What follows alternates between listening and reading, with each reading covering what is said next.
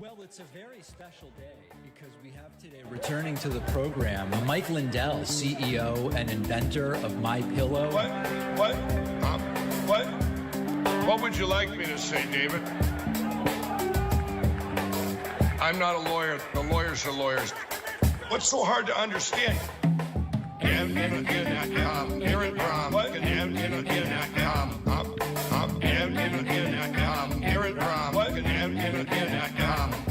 They can pull these names. It's just like every state. Every state has people that voted that don't live in the state. Hold on, Mike. Hold it, David. You're doing the population of Wisconsin. I have a moral compass. 2 million, you can get them. I got requests out to every single. These are right off the voter rolls. David, you're not listening. David, you're not listening. It doesn't matter who won or lost. This stuff just happened. And I'm talking about getting rid of the machine. Mike Lindell wants to get rid of the machine. Get rid of my espresso machine. The voting machine, David. Everything that can be hacked. You got, credit cards, companies get hacked.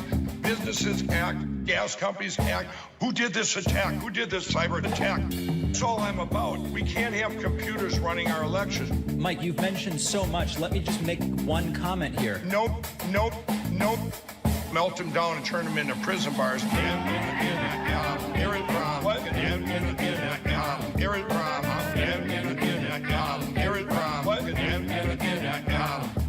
When you have a computer, you can change one number, you can do anything. You hack in and you can affect millions. Where if you had to do the same thing with paper, you would have to have a whole cabal of people. You asked me the dumb question about getting rid of machines. If you want to be a humorous interview, get rid of my espresso machine. Give me a break. And they calmly walked to a seat. What? On Earth? Bing, bing, bong, bong, bing, bing, bing, bong, bong, bing, bing, bing, bing, bing, bing. Missile launch. Okay. Bing, bong, ding, ding, bong. Missile launch machine. Bing, bong, bing, bing, bing, ding, ding, bong. Bing, bong, bang.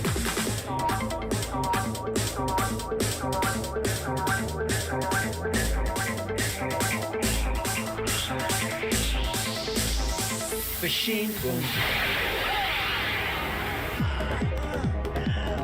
Which is incapable of solving even the smallest problem. We are an institute in a powerful death method. We will put this on. It doesn't mean anything in the English language. And people stand there like this is normal. Difficult to listen to the entire thing and sweat toward Trump's take on work under bronzer. Take on work under bronzer. Take on work under bronzer. Maybe I shouldn't do that anymore.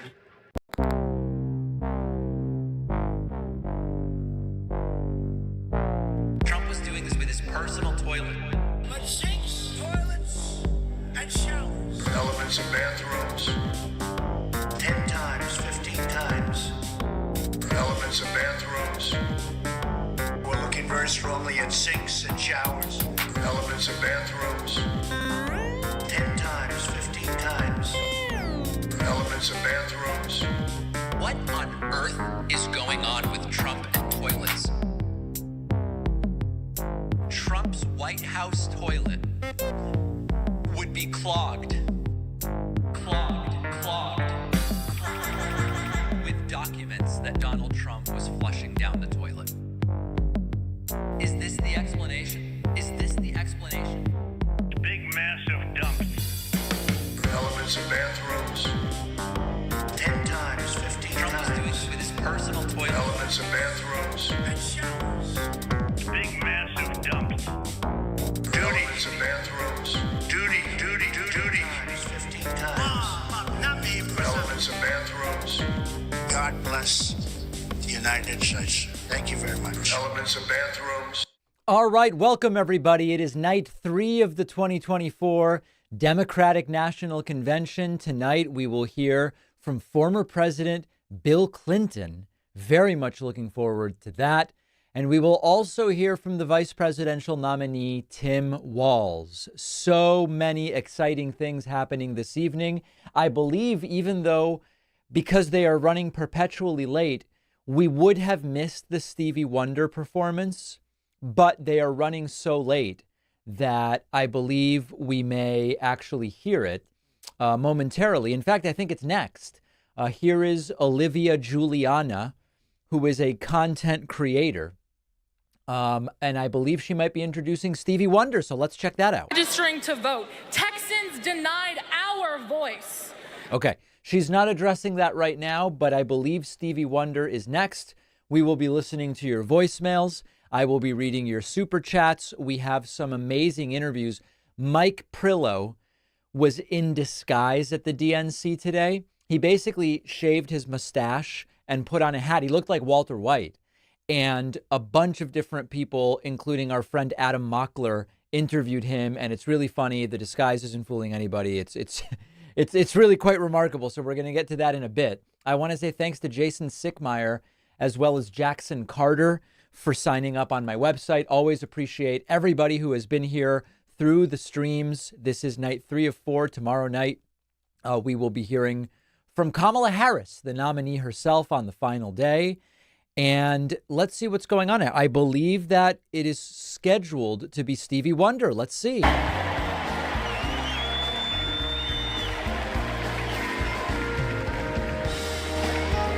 love you.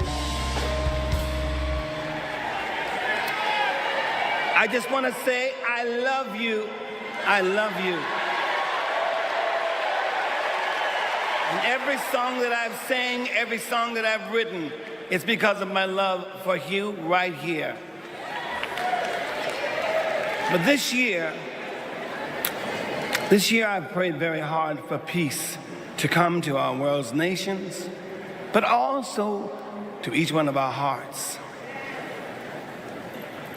Even though our hearts have been beaten and broken, beyond prayer, I know the importance of action, and now is the time to understand where we are and what it will take to win. Win the broken hearts, win the disenchanted, win the angry spirits. Now is the time. I thought it was a performance, to be honest. This is the moment to remember when you tell your children where you were and what you did. As we stand between history's pain and tomorrow's promises, we must choose courage over complacency.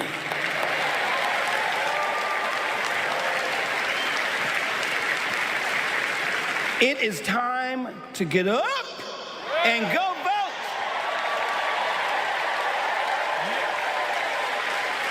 Listen, the choice is clear. Clearer than anyone else is saying. Did you hear me? Clearer than anyone else is saying. You feel me? Yeah.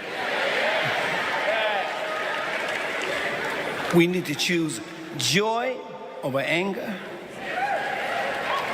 kindness over recrimination, and peace over war. Every time.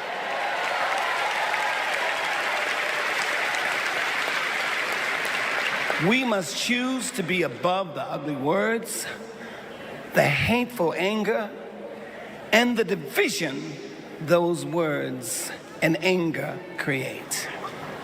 We must keep on keeping on until we truly are a united people of these United States. And then we will reach our higher ground. Are y'all ready? Are y'all ready to reach your higher ground? Are you ready to reach our higher ground? Tell me. I want to hear you again. Are you ready? Are because you know we need Kamala Harris. Yes, we do. And we need a great man, as we do have, as a future vice president. You know that. So you know what?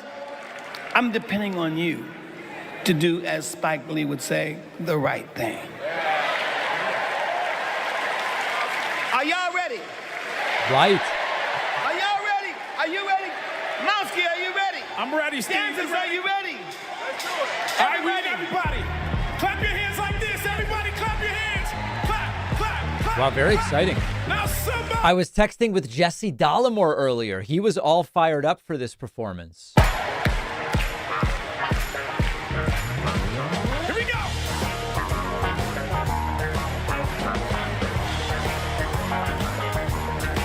Are y'all ready? Oh, you're going to have to get louder than that. I want y'all to sing with me. Come on.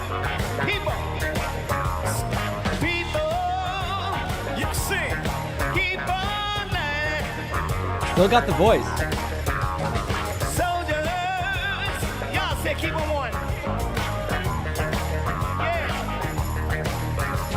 Whoa. Keep on turning. 'Cause it won't be too long. Are y'all with me?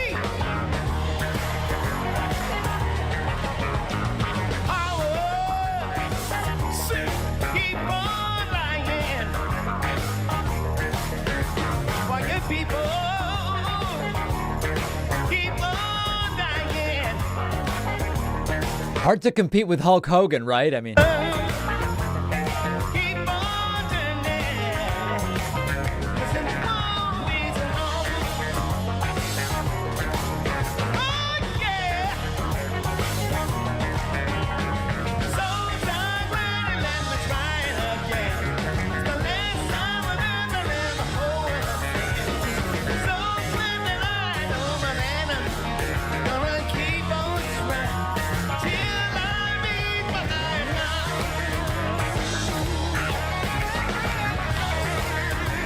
Till I meet my higher ground. Oh no, no one's gonna bring me down. All right, till I meet my highest ground.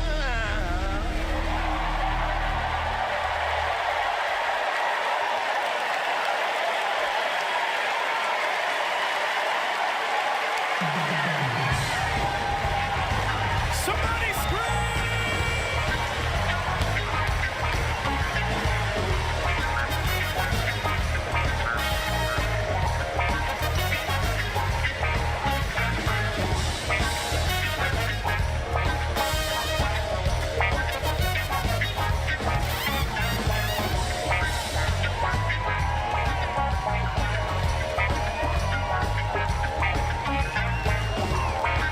okay.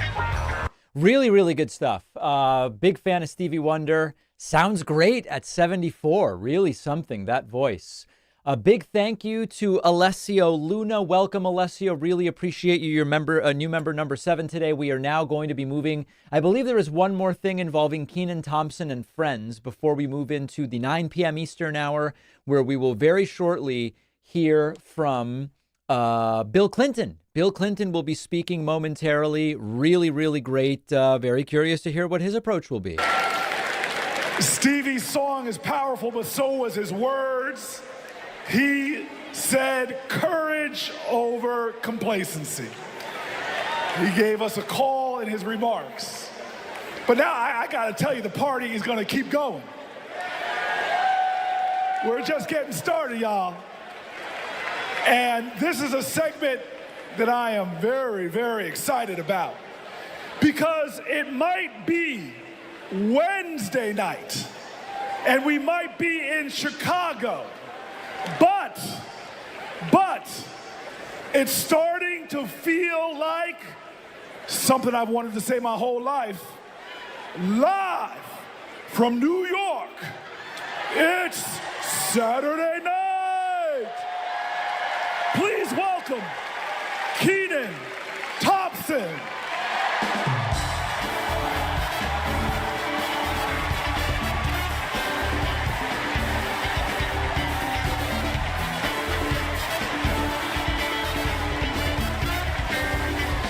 Part of me thinks Cory Booker has COVID. What's up, DNC? All right. Y'all remember this big old book from before? When Colorado Governor Jared Polis ripped a page out of it? This is Project 2025, the Republican blueprint for a second Trump term. It is boo. It is a real document that you can read for yourself at kamalaharris.com/Project 2025. You ever seen a document that could kill a small animal and democracy at the same time? Here it is. You know how when you download an app and there are hundreds of pages there that you don't read, it's just the terms and conditions, and you just click agree, right? Well, these are the terms and conditions of a second Trump presidency. You vote for him, you vote for all of this. Let's take a look. All right, do we got Matt here with us tonight? Is Matt here? Hey, there he is. Matt. All right, so there's a couple things. This is very compelling stuff, and I know my audience likes it, but I'm going to just interject a couple of things that I don't want you to miss. One is that Mike Pillow is at this event, and he was arguing with a child. There's a 12-year-old who goes by the name Noah with a K, and Mike Pillow, shaved mustache looking like Walter White, was arguing with a 12-year-old today. That's in your state. You want to know more in your state? So They just found 257,000 votes. This happened last week. A judge ruled in Georgia that are missing. This is Pillow screaming at a kid. Do people know what's going on? This is a full-grown man screaming at a 12-year-old. From the 2020 election. So This just came out. You're behind. You So should. your source is Trust Me, bro? That's your source? You haven't provided any The source. It's in your papers in Georgia. You need to read your news. You haven't given me any You last need name. to read your news. No, this is your Georgia news. Yeah. This is your Georgia news. Thanks, buddy. Have a good day. Look at Pillow. Oh, everything about this is insane. So then after that, our friend Adam Mockler interviewed Noah about the confrontation with Pillow. I'm okay. He provided no facts, no sources. He refused to give me the last name. He said for privacy, but elected officials provide their last names if they want the votes. So I'm confused as to why his source was Trust Me, bro. Mike Lindell just got rolled by a 12-year-old. There you go. And then Adam Mockler, you know, it's funny. The disguise wasn't really working. Adam Mockler immediately spots Pillow and just starts, quite frankly, Adam's badgering Pillow. Pillow deserves it, but it is sort of like the second, and I love it, the second Adam saw him, he just runs up to him and starts just badgering the guy with questions. Look at this. Adam's running over. Why did Donald Trump need a new vice president? What happened? What do you mean? Why did Donald Trump need to pick a new vice president? What does that mean? Oh, they're saying why is Mike Pence not on the ticket? Why did Donald Trump need to pick a new vice Why do you president? have J.D. Vance instead of Mike Pence?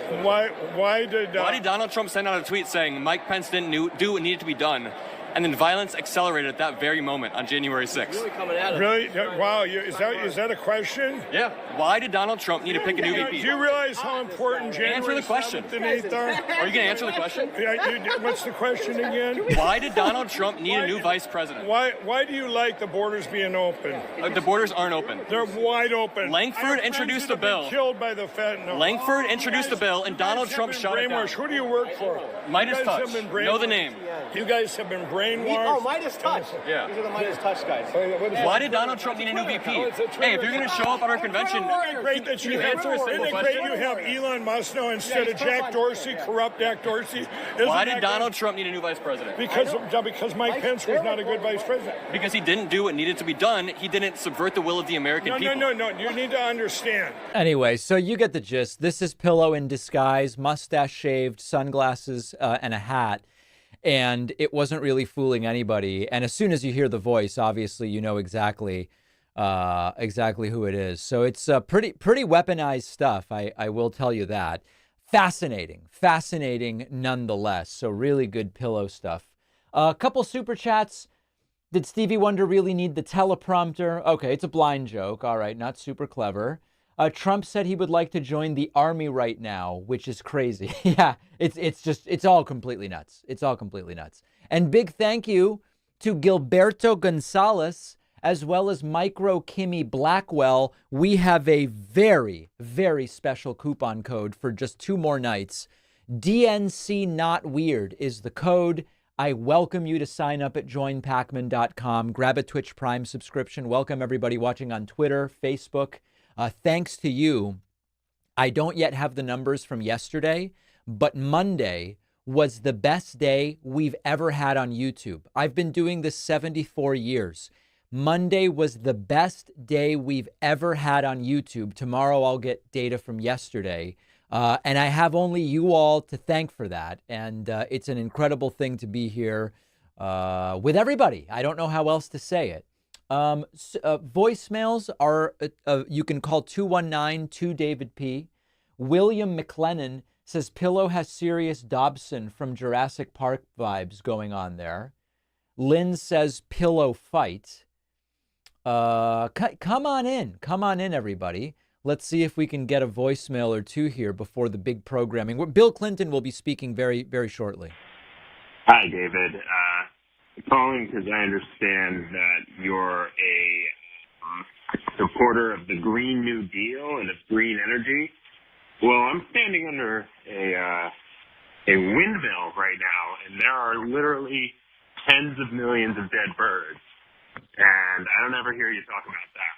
So, I really should talk about that. I should talk about that. Justin says, maybe I missed it. What are your thoughts on the RFK news? Should Democrats be worried? So we learned today that Robert F. Kennedy Jr., who was determined to stay in it, to win it until the very end. I'm not endorsing Trump. I'm not endorsing Kamala. I can't be bought. I can't be sold. Blah, blah, blah, blah, blah, blah. He's dropping out Friday and endorsing Trump. I can't tell you I'm surprised. I know some of you are surprised. I'm not surprised. It's not surprising. It's exactly what you would expect to happen given the trajectory of the entire thing, right? I mean, it's just who's surprised? And we had on the show today the clip from his VP, Nicole Shanahan, sort of previewing, like, we're kind of thinking about getting out and endorsing Trump. She called it joining forces with Trump. Give me a break. So not surprising at all. I think I'm going to adjust my chair a little just to I'm having a little too much headroom here. Okay, let's listen to Mindy Kaling introduce the next hour. Who courageously outed Kamala Harris as Indian in an Instagram cooking video. Yes, you're welcome. I am so proud to be here supporting my friend. But the real reason I am here is that deep down, I truly believe that as a woman of color and as a single mother of 3, it is incredibly important that I be appointed ambassador to Italy. That's how this works, right? That's like why I'm here. I've never been, I'm dying to go. And guys, I just really need a break. I know it's not the priority tonight, but just think about it. I am actually here because I have known the vice president for a long time. And I want to tell you a story about one of the first times I ever met her. She wasn't Madam Vice President then. So next we will be hearing from Hakeem Jeffries, Bill Clinton, Nancy Pelosi, and then Josh Shapiro, which is fantastic. After that, we'll hear from a number of people. Can someone explain to me? I know about Doug Emhoff's 2 kids with his first wife. But there's these other Emhoffs who will be speaking, Jasper Emhoff and Arden Emhoff. Who are these folks? Let's see. Yeah, I don't know who these folks are. Anyway, there's a lot of different Emhoffs. I don't know if these are his first wife's kids from a subsequent marriage, but then why would their last name be Emhoff? That doesn't even make sense. Anyway, we're going to hear from a bunch of people in Doug Emhoff's family, which I think will be cool. And then we will be getting into the final hour, which will culminate with Tim Walz formally accepting the nomination. And that'll be, I think it'll be very interesting to see. Big thank you to Nellie Benoit and Andres Castillo, who just signed up on my website, new members number 11 and 12. Kashif asks, David, best speech of the convention so far in your opinion, maybe why you feel that way. Por favor. So listen, there have been many good speeches this convention. Hillary Clinton was excellent. I thought Tammy Duckworth was fantastic and underrated. Joe Biden's speech was good, you know. Barack Obama, right, was absolutely fantastic. Obama. But right now, if I'm really honest and just go by gut, I think Michelle Obama's speech may have been the best speech of the convention so far. I don't think it's by a lot. I think it's close. There have been a lot of really good speeches, but I think that definitely Michelle Obama's speech, it at least has to be in contention there. And, we've seen absolutely no shrinkage here as far as crowd sizes go. In fact, the audience really has been mushrooming, for lack of a better term. And this is very, very triggering to shriveled Trump. So we do what we can. We evaluate the speeches as they come in. And that's basically what it is. Here is Hakeem Jeffries. Let's listen. A David Pakman Show guest. He's been on. Hakeem Jeffries, very good guy.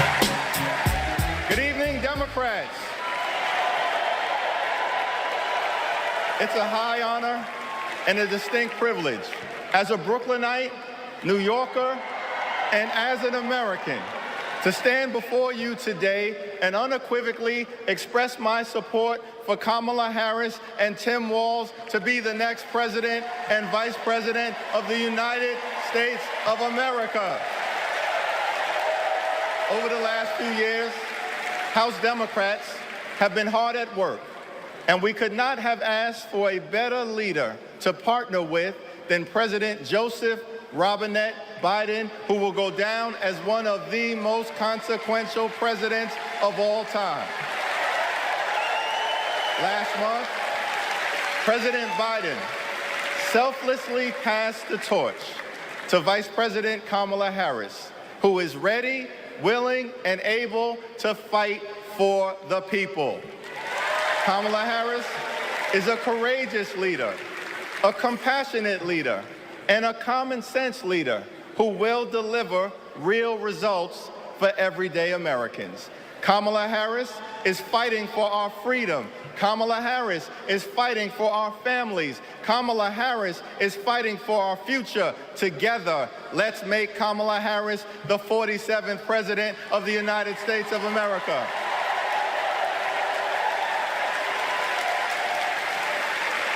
In our great country, when you work hard and play by the rules, you deserve to earn a living wage. You deserve to have an affordable place to call home. You deserve to educate your children in a great public school that is free from gun violence. And you deserve high-quality, affordable health care, and you deserve the chance to one day retire with grace and with dignity. But for far too many people in our great country, they are struggling to live paycheck to paycheck. And as a result, the American dream is out of reach. Here's the thing. Extreme MAGA Republicans don't care about everyday Americans. They only care about themselves. Our approach, led by Kamala Harris and Coach Walz, is very different. We care about you, the American people. And we will fight hard to make sure that the American dream is alive and well in every single community. Now, the road ahead will not be easy, which brings me to you-know-who. Donald Trump is like an old boyfriend who you broke up with, but he just won't go away. He has spent the last 4 years spinning the block, trying to get back into a relationship with the American people. Bro, we broke up with you for a reason.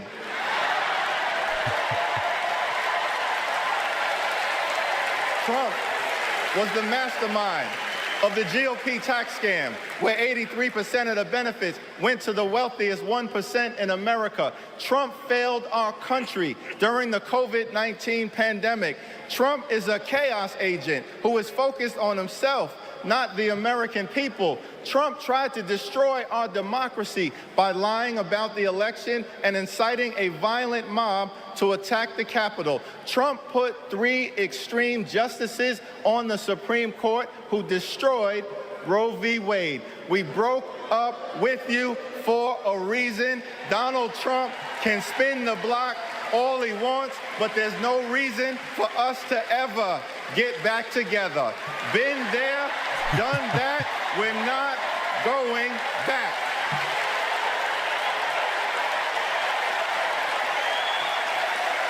Kamala Harris and House Democrats will always put people over politics. Kamala Harris and House Democrats will lower costs and grow the middle class. Kamala Harris and House Democrats will fix our broken immigration system and secure the border.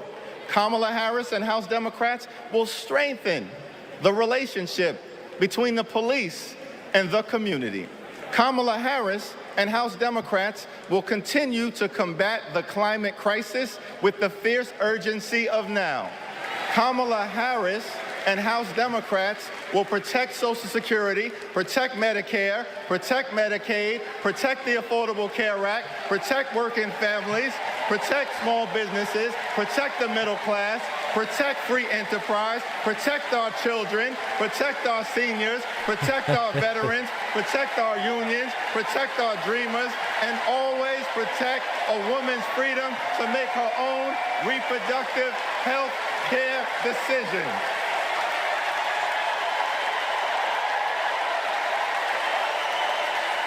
The extreme MAGA Republicans want to divide us. But the Constitution promises equal protection under the law. We are one nation, under God, indivisible, with liberty and justice for all. Together, let's build a brighter future for our children and our grandchildren. In the Old Testament, book of Psalms, the scripture tells us that weeping may endure during the long night, but joy will come in the morning.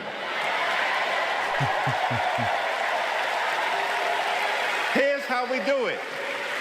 Strategize on Sunday. Meet the moment on Monday.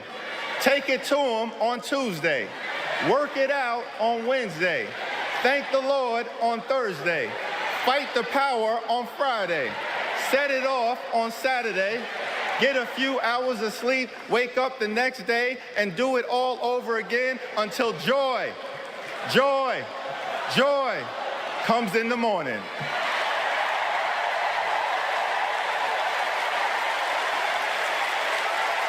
Now there's only 76 days left. There are only 76 days left. We must continue to speak up. We must continue to show up. We must continue to stand up, not as Democrats or Republicans, but as Americans. And when we do, nothing can stop Kamala Harris from becoming the 47th President of the United States of America. Nothing can stop House Democrats from taking back the majority. Nothing can stop the American people from continuing our march toward a more perfect union. Nothing can stop us. We're all the way up. God bless you. God bless Kamala Harris. May God bless the United States of America. All right, Hakeem Jeffries, some very good moments. Overall, I'd say it was good, but some definitely a very, very good speech in significant parts of it, for sure. And we will next be hearing from Bill Clinton in a moment. I want to say thank you to Jennifer Felver, who just signed up on my website, joinpacman.com. A few super chats coming in. The dude asks, how is it not a bigger story that Trump is using Jeffrey Epstein's old plane? It should be. It's hilarious and terrifying simultaneously. It's not a bigger story because nothing matters anymore. When you have no standards, as the MAGA right doesn't have, nothing matters anymore. The dude says balls to the walls. Paul says, sir, with tears in my eyes, your chair is at the optimal height now. Thanks for your hard work. Well, thank you. Jerry says, David, if Trump gets way behind in the polls, is it possible Republicans will try to replace him in an effort to garner the enthusiasm we are seeing with Kamala? No, because remember, it was Biden's decision to get out. And how is anyone going to convince Trump to bail? Mark says, David, if Trump loses, would he even be able to flee to Venezuela? Wouldn't his open court cases prevent him from being able to leave the country? Well, when you have a plane, it's a lot easier to leave the country. You're quite literally a flight risk. I don't know how else to say it. It's fundamentally what you are at that point in time. Other voicemails coming in. No, none right now. Normal Guy says, David, what was the weakest speech of the convention so far, and why was it Hakeem Jeffries? Nah, there were a bunch of very mediocre speeches. I couldn't, they were just, I had a passing consciousness of them. I don't even care to remember who they were, but there were a number of very shaky speeches that we don't even really need to address. If you're just joining us, we are indeed in the 9 p.m. hour of night 3 of 4 of the Democratic Convention. Tim Walz momentarily will be accepting the nomination. But first, we will be hearing from former President Bill Clinton. Very interested to see sort of the vibe is the way that I would say it. And there he is.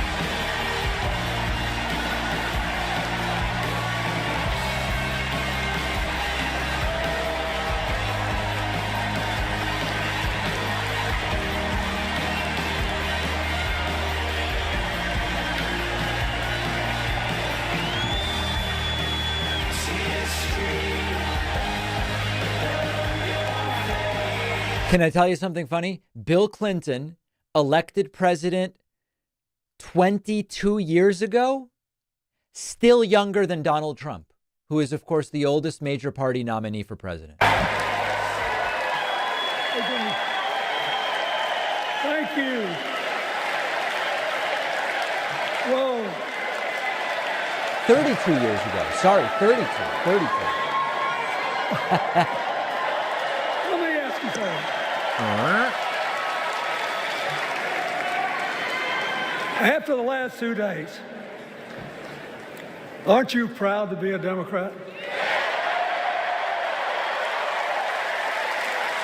And I am very grateful to the Republicans and independents that have joined us, have been up here on the stage. And I hope they feel better about it now.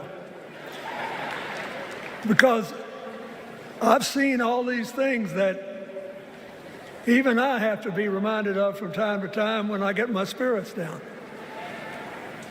I love seeing the Obamas here. I love seeing President Biden. And I thought Hillary gave a great speech, too. And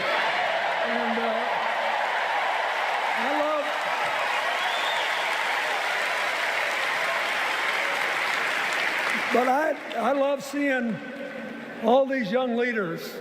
A bunch of them are coming up after me. They look better, they sound better, and they'll be exciting. I do want to say one word about President Biden. Remember, he had an improbable turn that made him president. And we were in the middle of a pandemic and an economic crash. He healed our sick and put the rest of us back to work.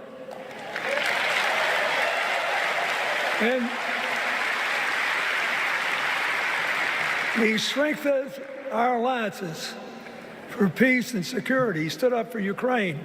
He's trying desperately to get a ceasefire in the Middle East.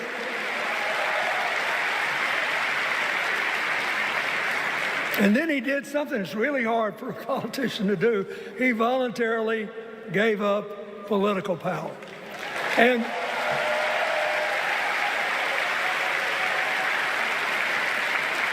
George Washington knew that, and he did it. And he set the standard for us serving 2 terms before it was mandatory. It helped his legacy, and it will enhance Joe Biden's legacy.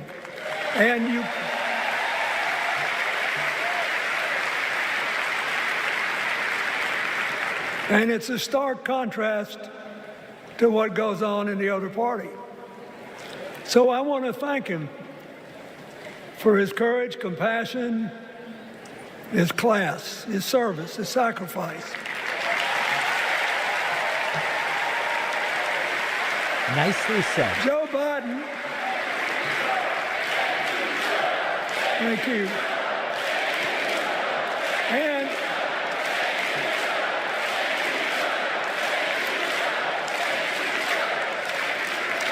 he kept the faith, and he's infected a lot of the rest of us. Now let's cut to the chase. I am too old to gild the lily. 2 days ago, I turned 78, the oldest man in my family of 4 generations. And the only personal vanity I want to assert is I'm still younger than Donald Trump. Like I just said.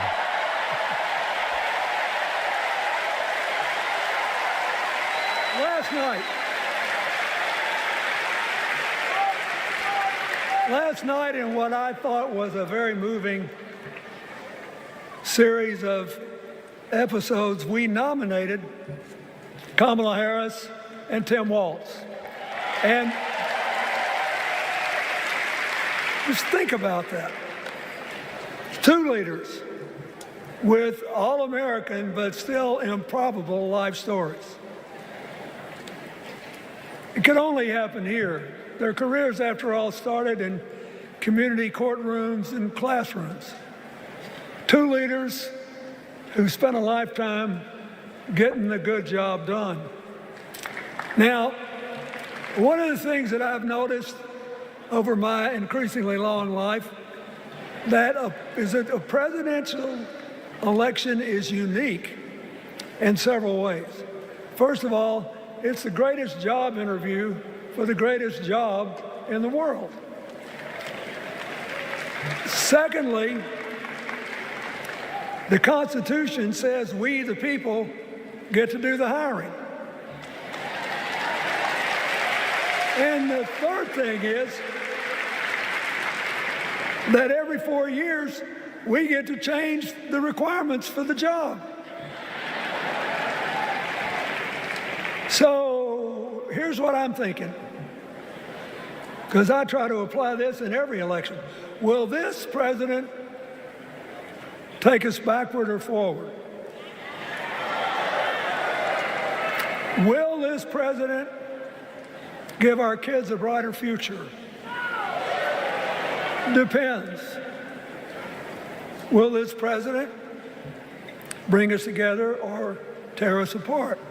Will the president increase the peace, security, and stability and freedom that we enjoy and extend it to others as we can? We, the people,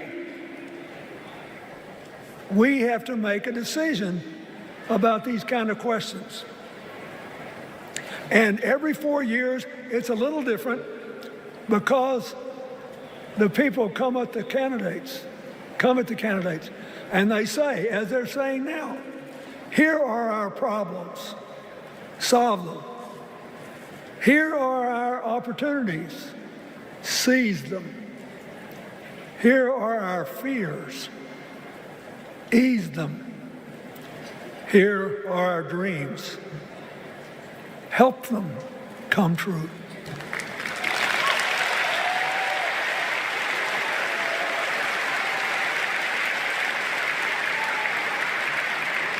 A president can answer that call by saying, I'll do my part, but you have to help me. We have to work together.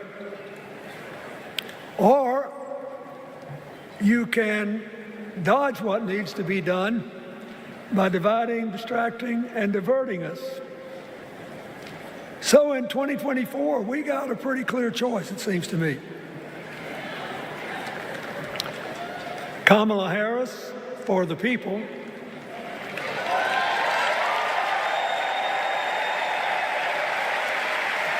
and the other guy who's proved even more than the first go-around that he's about me, myself, and I. I know which one I like better for our country.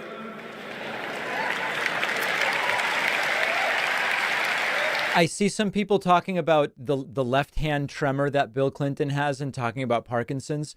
That's been a thing for more than a decade, at least as far as there was a statement a decade ago that Bill Clinton was worried it was Parkinson's, went in, was checked. It's just a left-hand tremor, not Parkinson's. That's from a decade ago. I see some people seemingly worried about that.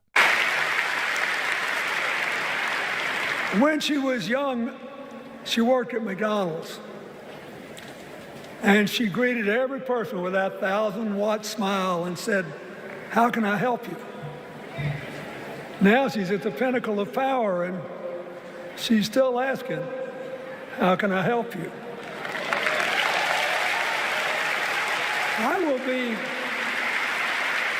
I'll be so happy when she actually enters the White House as president, because she will break my record as the president who spent the most time at McDonald's.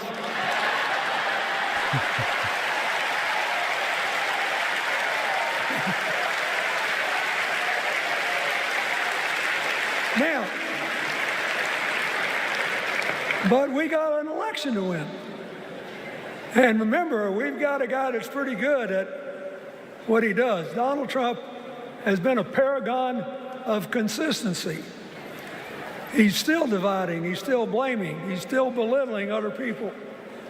He creates chaos, and then he sort of curates it as if it were precious art. Let me say, not a single day goes by,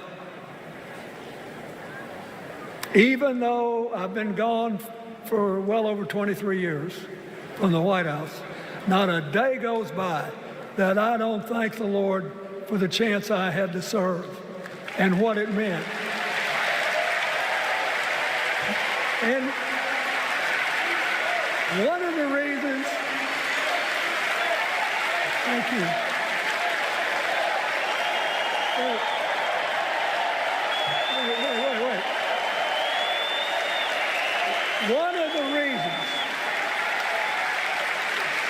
One of the reasons I love the job so much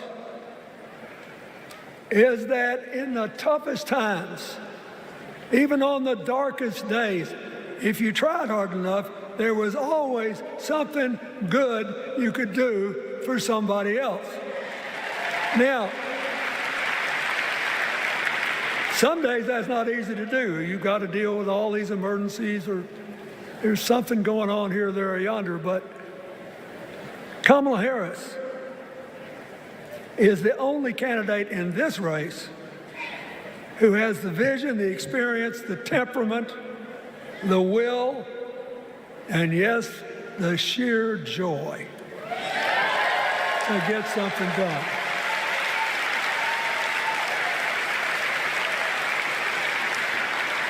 I mean, look, what does her opponent do with his voice? He mostly talks about himself, right? So the next time you hear him, don't count the lies. Count the eyes.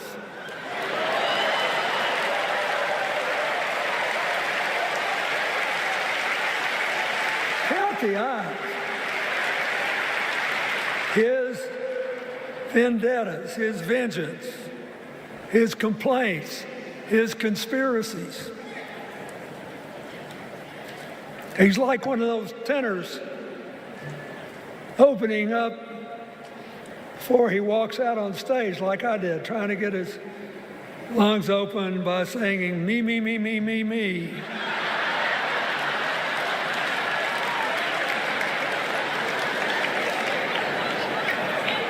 When Kamala Harris is president, every day will begin with you, you, you, you.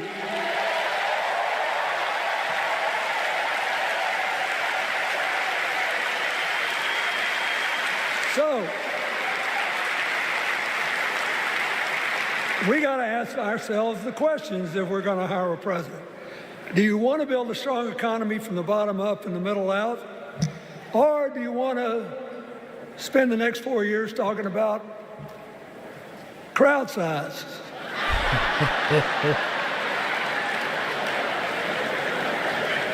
You're going to have a hard time believing this, but so help me, I triple checked it. Since the end of the Cold War in 1989, America has created about 51 million new jobs. I swear I checked this 3 times. Even I couldn't believe it. What's the score? Democrats 50, Republicans 1. I knew it was lopsided, but could it be that lopsided? Is that possibly true?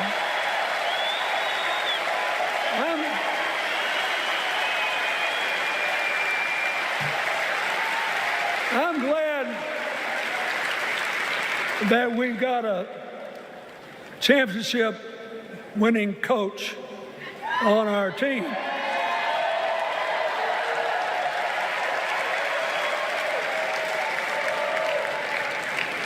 But even the most limited of us in what we know about football or any other sport knows that if you're got 50 and the other side's got 1, you're ahead. Unless it's golf, I guess. What about affordable housing? It's a terrible problem in America now. We need more. And affordable health care. That's why the Democrats put a limit on monthly payments for insulin and a $2,000 a year out-of-pocket limit, and are trying to cover more drugs by bargaining for prices. We need more financing for small businesses.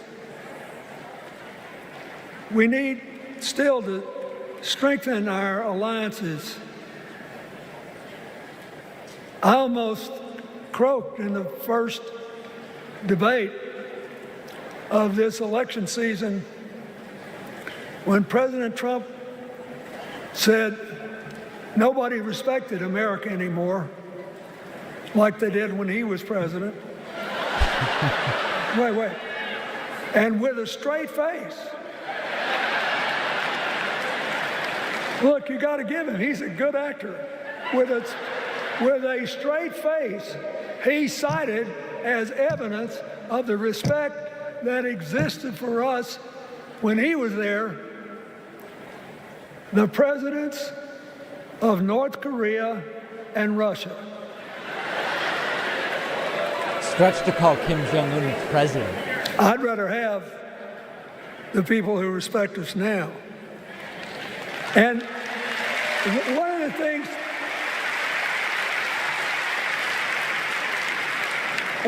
is when you send a signal to the other countries, you want them to know whether they agree with you or not, at least that you're on the level. Here's where you are and what you believe.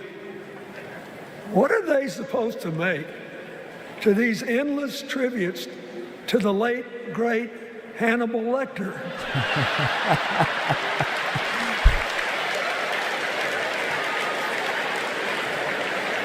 I mean, President Obama once gave me the great honor of saying I was the explainer-in-chief Folks, I've thought and thought about it, and I don't know what to say.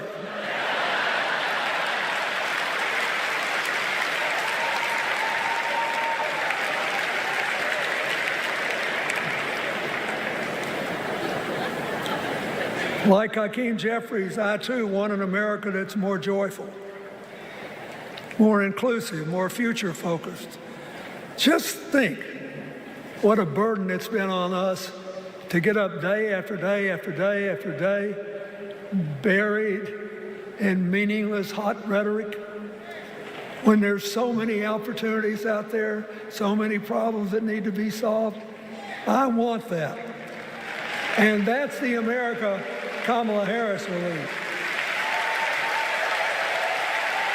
And she's already made her first presidential decision, and she knocked it out of the park when she asked Governor Tim Walz to be her nominee for vice president.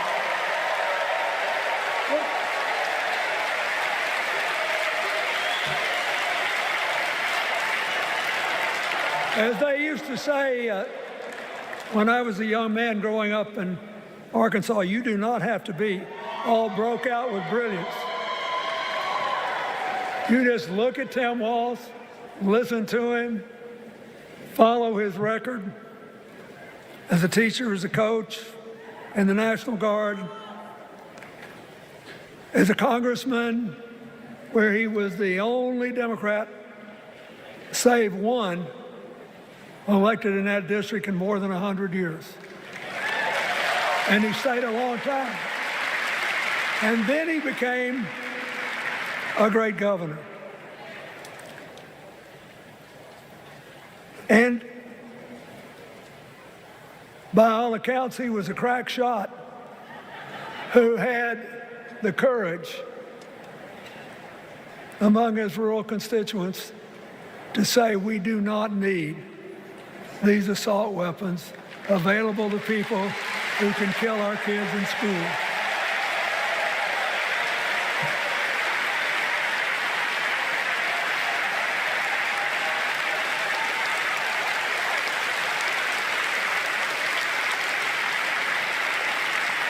So, armed with her first decision,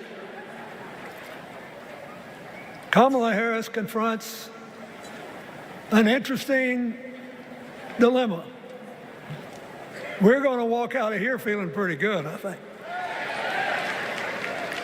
We've got energy, we are happy, we feel like a load's off our shoulders. And we know we're just being asked to fight the same fight that the forces of progress have had to fight for 250 years.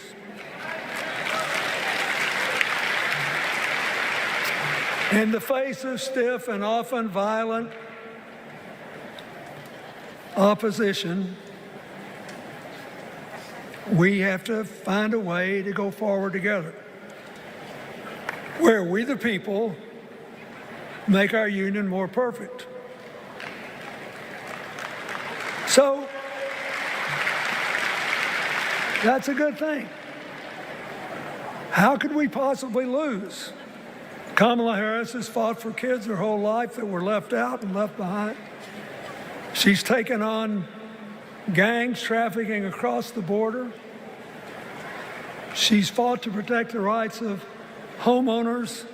She's been our leader in the fight for reproductive freedoms, and we know a majority of the American people are with us on that.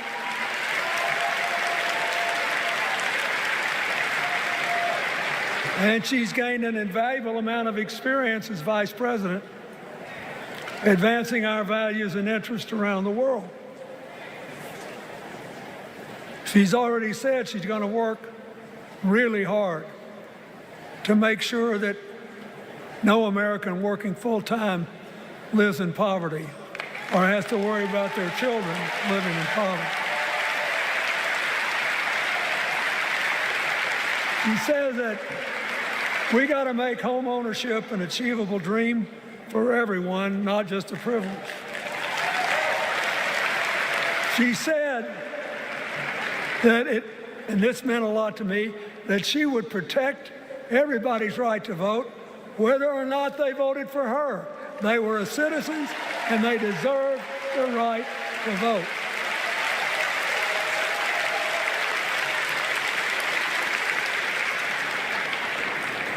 The other day, her opponent implied that as his people voted one more time, they'd be able to rig it from now on and they wouldn't have to vote again. You think they're kidding, but I know a lot of these folks, and most of them are really good people, but some of them think that they are bound to dominate America politically, economically, and socially, and they have to use politics to do it, and they should rig the system. I don't believe that. And so here's what I want to tell you. We've seen more than one election slip away from us when we thought it couldn't happen, when people got distracted by phony issues or overconfident. This is a brutal, tough business. I want you to be happy. One of the reasons that President-to-be Harris is doing so well is that we're all so happy.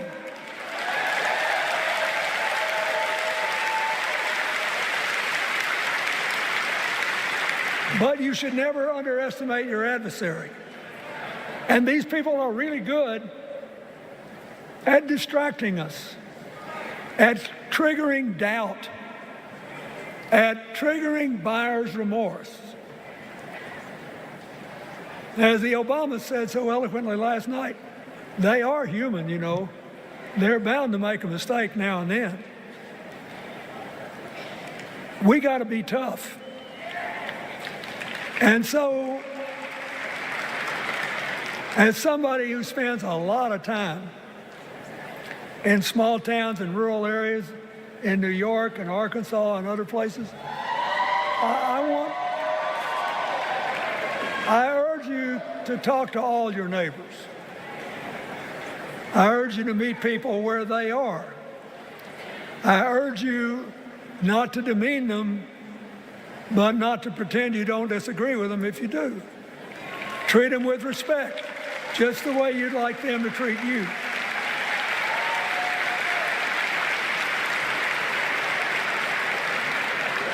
Ask for their help and then follow our leader, Kamala, and ask them, how can I help you? We Democrats right now have a lot of hay in the barn. We've got massive achievements, massive advances, but there's still a lot of slips between today and Election Day that we have to navigate. And so I want to say this from the bottom of my heart. I have no idea how many more of these I'll be able to come to. I started in '76, and I've been to every one since. But no, 72. Lord, I'm getting old. But here's what I want you to know.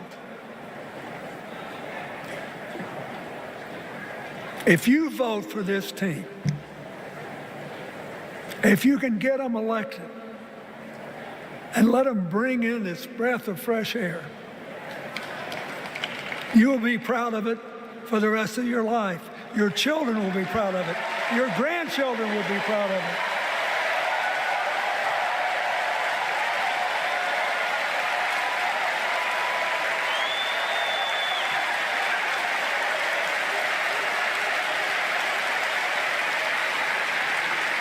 Take it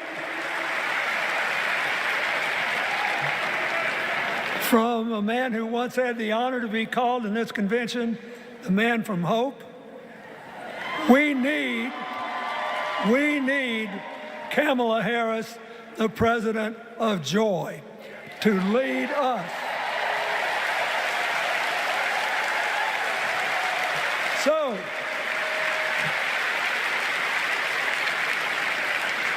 I'll be doing my part, you do yours.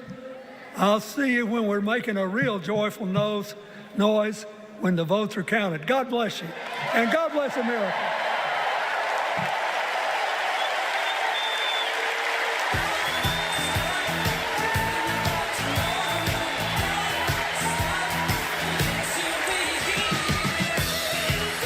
Well, former President Bill Clinton delivering a lengthy, if not rousing, if not inspirational speech.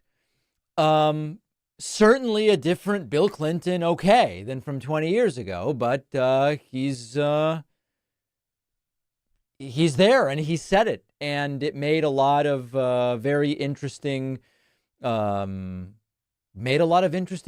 I think I would say. And very interesting to see him speak. We soon will be hearing from Nancy Pelosi. I can't tell you how thrilled I am to have you here. If you're just joining us, the big speaker tonight is Tim Walz, who will be officially accepting his vice presidential nomination. If you're watching on YouTube, please do click that like button. It does actually help us get recommended in the YouTube algorithm. I want to say thanks to Michael Canute, Kathy Klyer, Senator Larry Craig, Rebecca Hellwig, and Lawrence Fuchsberg, all of whom have signed up on my website. You can sign up at joinpacman.com, support the work we're doing. Night 3 of 4. Super chats are pouring in. Let's see if we can get to a couple. Overtoasted says, sadly, I have a feeling Trump or another weirdo on the right will make a Monica Lewinsky joke after tonight. Oh, these people are desperate for relevance. I'm sure they will, but they're losers. Gigi says, David, sir, is the Echo machine one of the electronics Donald Trump was talking about? I placed my order via Cyber and can't wait to use it. Thank you. Well, just a reminder, my forthcoming book, The Echo Machine, is now available for pre-order on all websites other than Troth Central, on all websites and in all formats. Audiobook, ebook, paperbook. Very much appreciate those pre-orders. Here is Nancy Pelosi. Let's listen to what she has to say. My recommendation is keep it tight. Make your couple big points and let's keep the momentum going.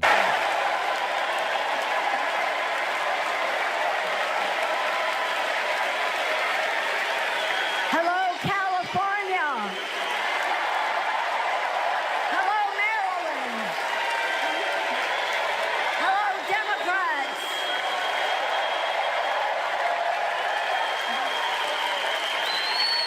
On January 20th, 2021, with the inauguration of Joe Biden and Kamala Harris, we established one of the most successful presidencies of modern times. And we quickly proved that Democrats deliver. Millions of jobs, stronger infrastructure and rural broadband, a Biden child tax credit, rescuing human pensions, honoring our veterans, bold climate action, lowering the cost of prescription drugs, all thanks to President Biden's patriotic vision of a fairer America, doing so with liberty and justice for all. Thank you, Joe.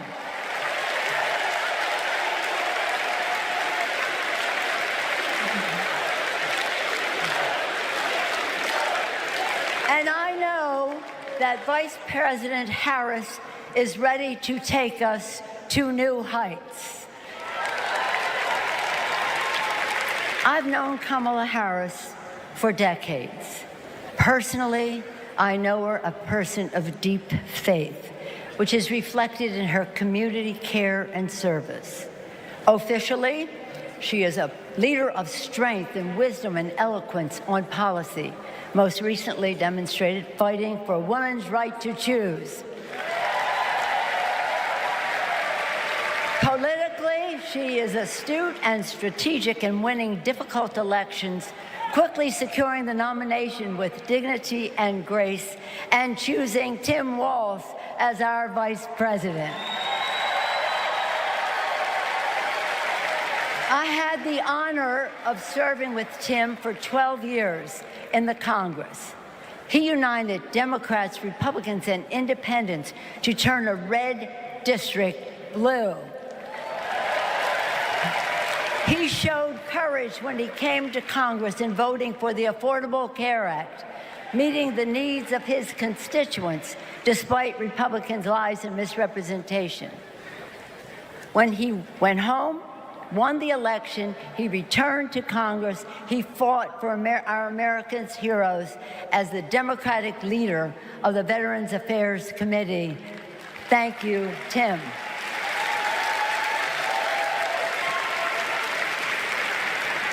January 6th was a perilous moment for our democracy. Never before had a president of the United States so brazenly assaulted the bedrock of our democracy, so gleefully embraced political violence, so willfully betrayed his oath of office. Let us not forget who assaulted democracy on January 6th. He did. But let us not forget who saved democracy that day. We did. And thank God we had a Democratic House of Representatives then. We returned to the Capitol that very same night.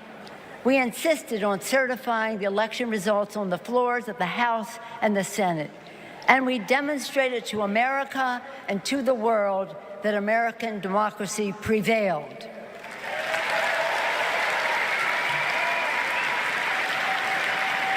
The parable of January 6th reminds us that our democracy is only as strong as the courage and commitment of those entrusted with its care. And we must choose leaders who believe in free and fair elections, who respect the peaceful transfer of power. The choice couldn't be clearer. Those leaders are Vice President Harris and Governor Walz.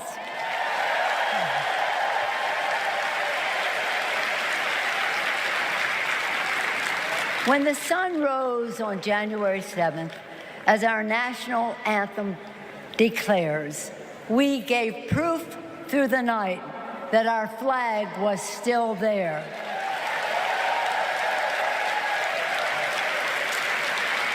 Now, in this election, we are called upon to do the same, to stand together, to reject autocracy, to choose democracy, and we will do so by electing a Democratic House with Hakeem Jeffries as Speaker of the House,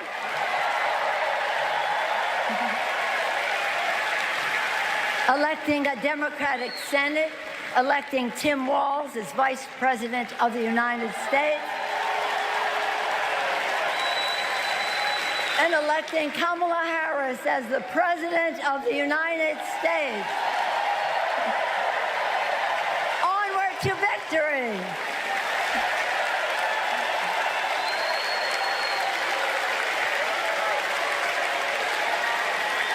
All right, keeping it relatively short and a nice little speech there. We'll be hearing next from Josh Shapiro, the governor of Pennsylvania. Obama. Yes, many say that there is something very much Obama-like about him. Here's someone who paid to tell me that Trump smells like duty. Cool. Okay, here are a bunch of people. I think these might be the Emhoffs and someone else.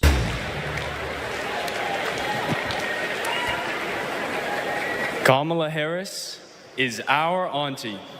There you go. She'll be a president who cares for all of us. She'll lift us up. In 2016, we celebrated Auntie's Senate win. We saw Trump winning. I was only 9, but I knew enough to be concerned. Auntie said, "Do you know what superheroes do? They fight back. And we will too."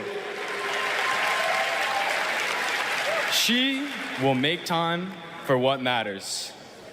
You know, no one is busier than my auntie, but she always makes time for family.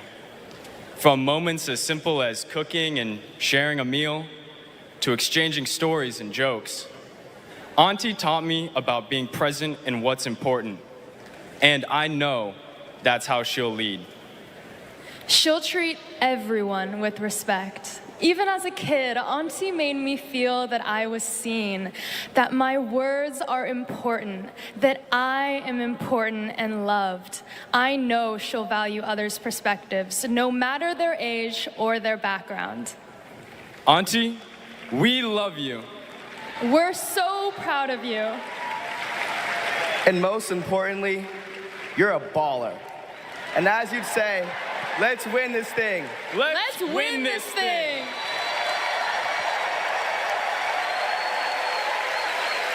All right. So they may have skipped over Josh Shapiro. I don't know. He was scheduled to speak before the three of them. But it seems like the whole schedule is getting kind of pushed around.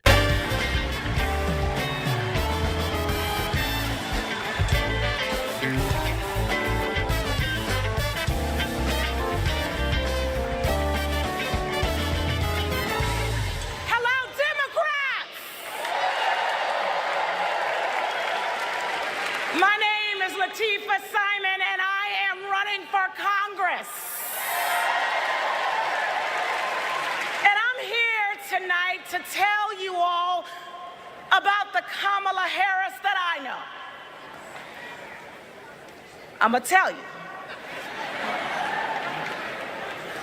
When Kamala Harris was the district attorney in San Francisco, California, a teen mother running an organization working to end sex trafficking among beautiful young women and girls, to build the self-determination and power among those girls. And Kamala learned about the work that I was doing, and she asked me to join her team. Joined her team. She saw my potential, my commitment, and the good work that we could do together. And I saw her. I saw Kamala Harris holding the hands of sexual assault survivors. I saw scores of mothers who lost their babies to gun violence, lining up day after day at the courthouse, waiting only to speak to Kamala because they knew that she would hear them, that she would truly see them, because there's something about Kamala Harris. For those who know her, you know. When she hears your story, she carries it with her. When she sees you, she truly sees you. She truly sees you. She is the best among us. After working with Kamala Harris day in and day out for 5 years to create programs that supported young people to get out of the criminal justice system once and for all, with good jobs, with opportunity. She wanted to get to the root cause of a broken criminal justice system. I saw her chip away. She came early and she left late every single day because, you know, like those mothers, like those sexual assault survivors, when she goes into that Oval Office, when she goes into that Oval Office, I guarantee you she will take all of us with her. All of us. The single mothers, the disabled veterans, the low-income folks who are dying to survive, the immigrants who are trying to work towards the promise of America. She will take However, she will take us all with her. All of us. That is the Kamala Harris that I know so deeply. That is the Kamala Harris that I love. A woman of the people. A woman, a fierce woman for the people. Good night, Democrats. All right. She was not on the master schedule, but a very interesting addition. I kind of can't tell if we are now officially into the 10 p.m. hour as far as from the standpoint of scheduling. I'm not completely sure.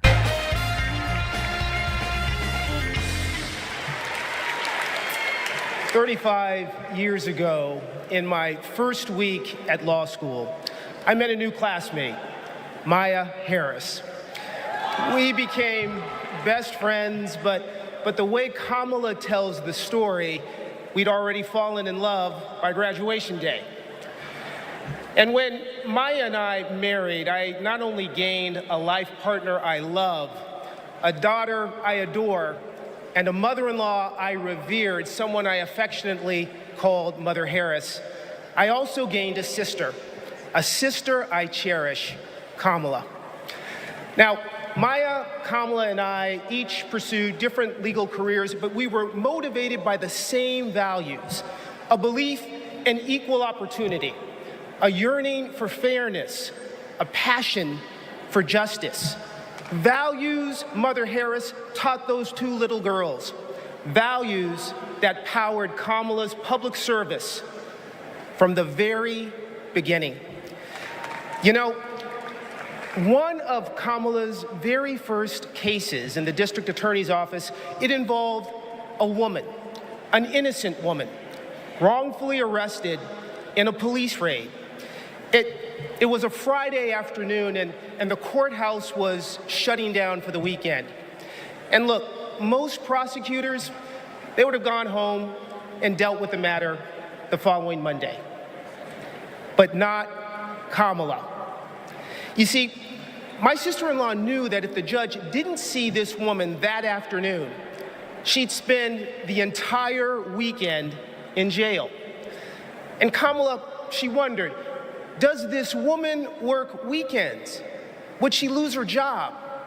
Does she have young kids at home? Who'd feed those kids? So Kamala pleaded for the judge to return to the bench and to hear the matter. And the judge agreed. And within minutes, that woman was released back to her family that night. Now, it may seem small, but that's what it means to stand up for justice. That's what it means to stand for the people. And as Kamala says, when you know what you stand for, you know what to fight for.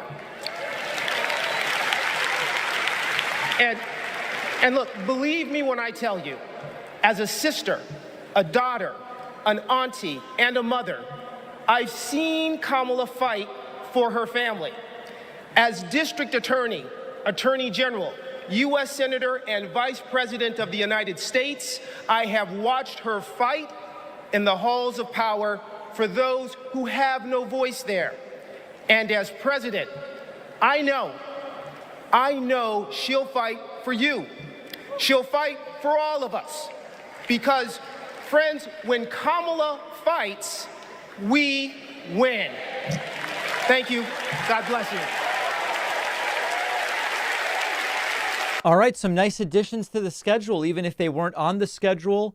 I believe it was supposed to be Amanda Gorman followed by Wes Moore, but other folks came in. Pete Buttigieg is scheduled to speak. A performance from John Legend and Sheila E. I don't know what we will get, but we'll just watch. And we are building to Tim Walz accepting the vice presidential nomination. I want to say a big thank you to Senator Larry Craig for gifting a subscription at joinpacman.com. If you've been thinking, hey, maybe I'll support this guy, I've been watching him every night of the DNC, consider using the coupon code DNC Not Weird on my website, joinpacman.com. Super chats continue to come in. Antonio asks, any thoughts on why the RNC convention didn't get any pro-Palestine protesters? No, I don't want to speculate or speak for them. I would just ask them why they weren't there. Bay Photo, she's running in Barbara Lee's seat. Asher says the best DNC speaker would be Prump or Trump. Him getting up there and not be able to speak would be the best endorsement Democrats could get. Certainly a plausible that would be helpful for sure. Let's see if we have any voicemails to squeeze in. David, your show is like the bread of life. I must take it and eat from it every single day. Beautiful. I like that. I like that very much. David, day 3 of the DNC, but we've been suffering for over 3 years, not being able to flush our toilets. What is going on? Yeah. 1 time, 2 times, 5 times, 10 times. No water comes out. Exactly. I dream of a day where we will all be able to come together, fix indoor plumbing once and for all, and no longer have to flush toilets 10 to 15 times the way we do up under the Biden regime. That's for sure. Howdy, David. Just watching Nancy Pelosi come out right now, currently eating some very strong potatoes. I've been a canvasser in Ohio, Dayton kind of area for the last 5 or 6 months. Right. Been very interesting getting out there and actually talking to people daily about voting and stuff. And a lot of people are interested in voting. It's good to see. A lot of difficult people, but mostly agreeable people that are interested in voting or are already registered, which is great. And also, most of the people that I'm getting registered are young people. Excellent. Well, very, very good to hear that. I like it. Hey, David. We're all having a good time watching you stream this. Want to thank you for your long hours this week and doing this all for us. It's very fantastic. Well, you know, one of the things I learned this week is just because we have the DNC and just because I'm staying up way past my bedtime, my daughter still gets up at the same time every day. I learned that this week, and I don't know why I should have expected it to be any different. And it's not. It's not, I can assure you. Mike Farrell says, 29-year-old Florida man here. This will be the first Dem I have ever voted for. MAGA has got to go. Country over party. Let's go, Kamala. Well, there's Mike. Welcome. Shulf Day Sleeper says, thank you for streaming this. I am sharing it with friends on Discord and letting them see the importance of voting. Very well said. We now get our next speaker. I'm actually not sure who this is. Catherine Cortez Masto. You know, there it is. Before I was senator, I was Nevada's attorney general. And that's when I met Kamala. This doesn't bode well. She was supposed to have spoken 45 minutes ago. Bonded over many things. And working together, I quickly learned what kind of person she is. She is a strong leader. Here's how I know. As AGs, we took on the big banks after the foreclosure crisis. And let me tell you, Kamala did not settle for less than homeowners deserved. Her leadership helped win billions for working families nationwide. Delivering for families, that's Kamala Harris. Kamala and I also worked to protect our southern border.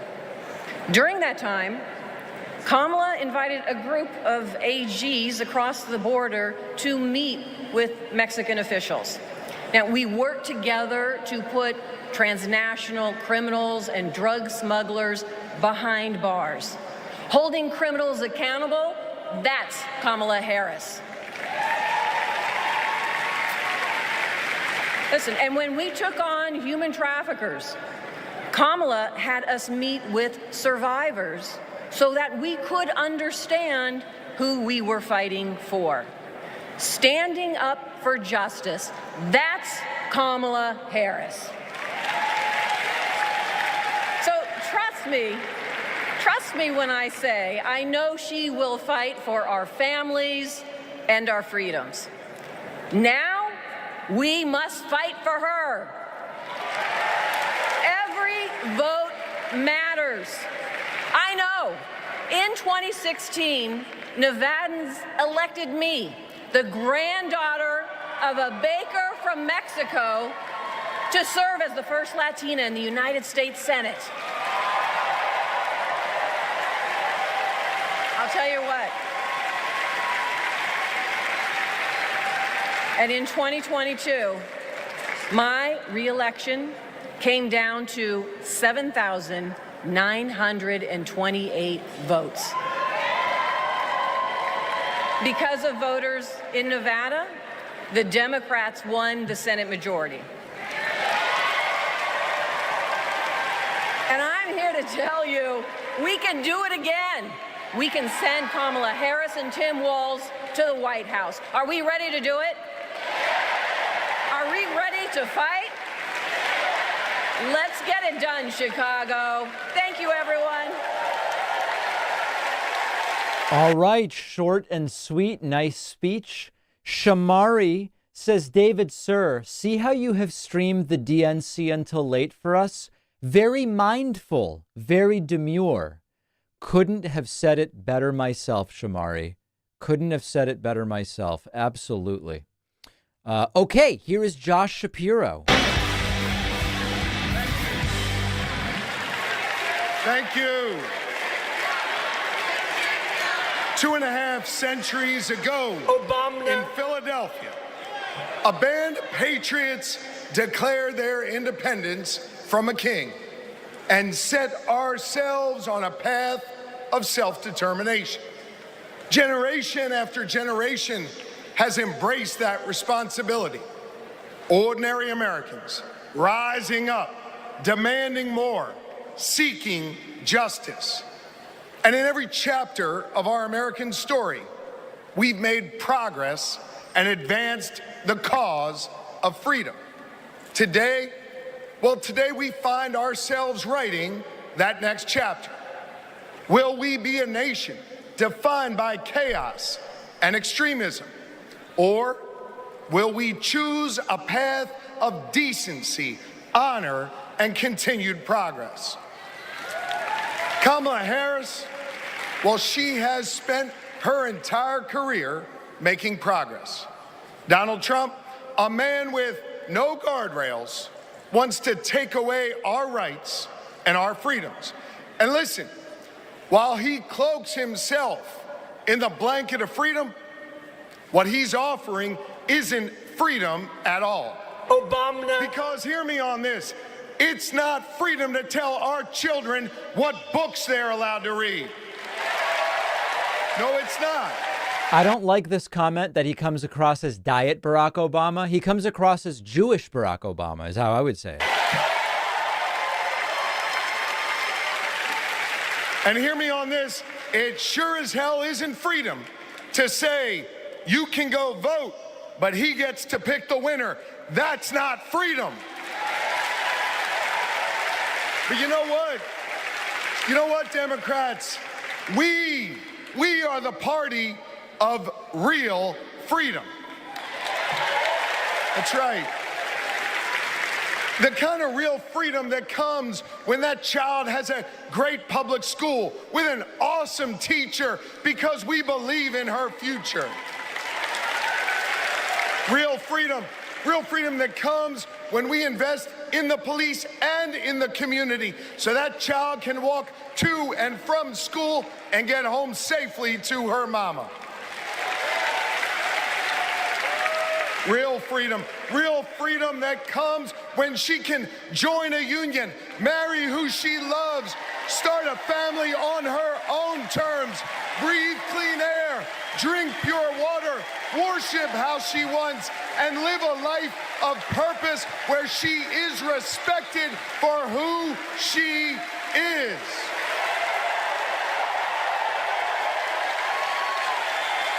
Very solid. Real freedom. Real freedom that comes when she can look at Madam President and know that this is a nation where anything and everything is possible. That is real freedom, and that is what we are fighting for.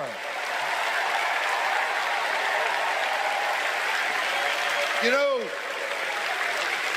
Kamala and Tim's names may be on the ballot, but it's your rights. It's our rights. It's our future and freedoms that are on the line.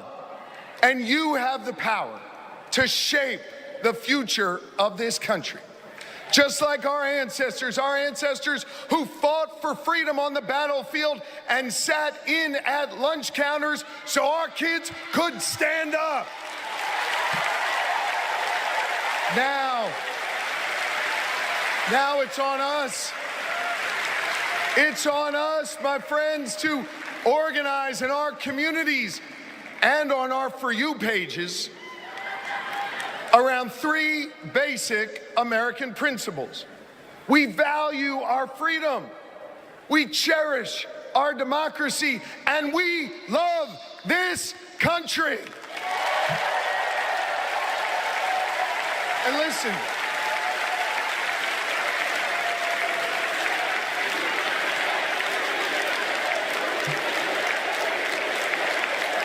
we love this country.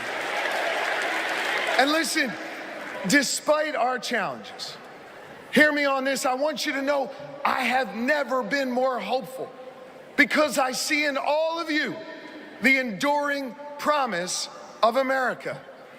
E pluribus unum, out of many one. It's not merely a motto from the past, it's our direction for the future.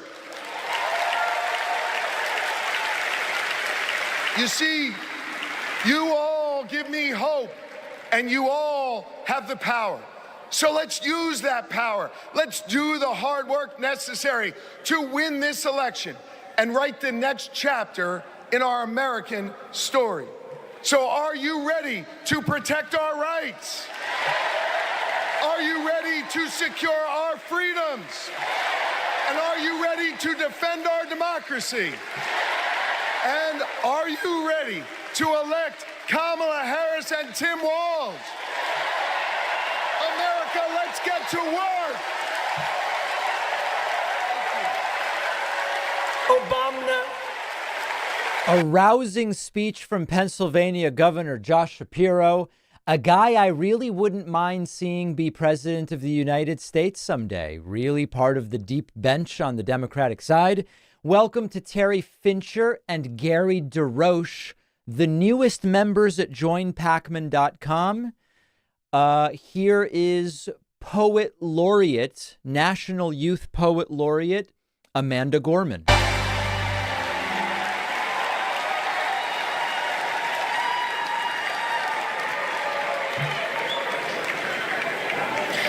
We gather at this hallowed place because we believe in the American dream. We face a race that tests if this country we cherish shall perish from the earth, and if our earth shall perish from this country.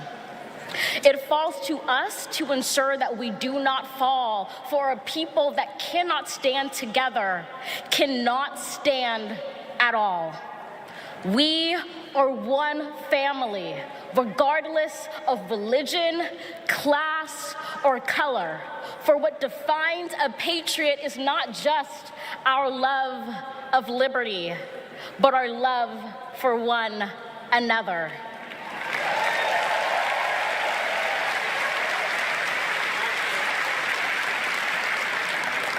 This is loud in our country's call because while we all love freedom, it is love that frees us all.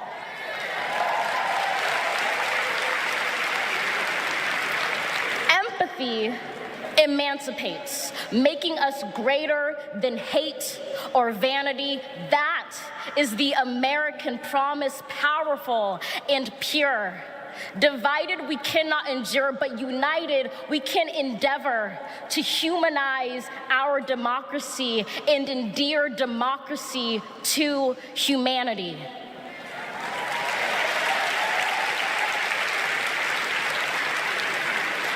And make no mistake, cohering is the hardest task history ever wrote.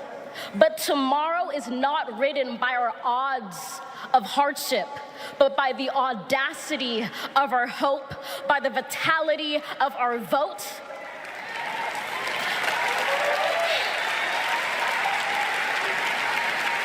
Only now, approaching this rare air, are we aware that perhaps the American dream is no dream at all, but instead a dare to dream together.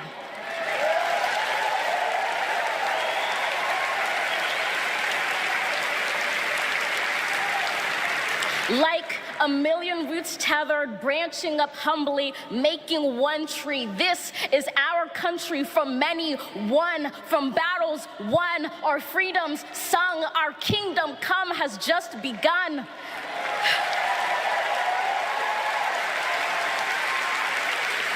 We redeem this sacred scene, ready for our journey from it. Together, we must birth this early republic and achieve an unearthly summit. Let us not just believe in the American dream, let us be worthy of it. Thank you.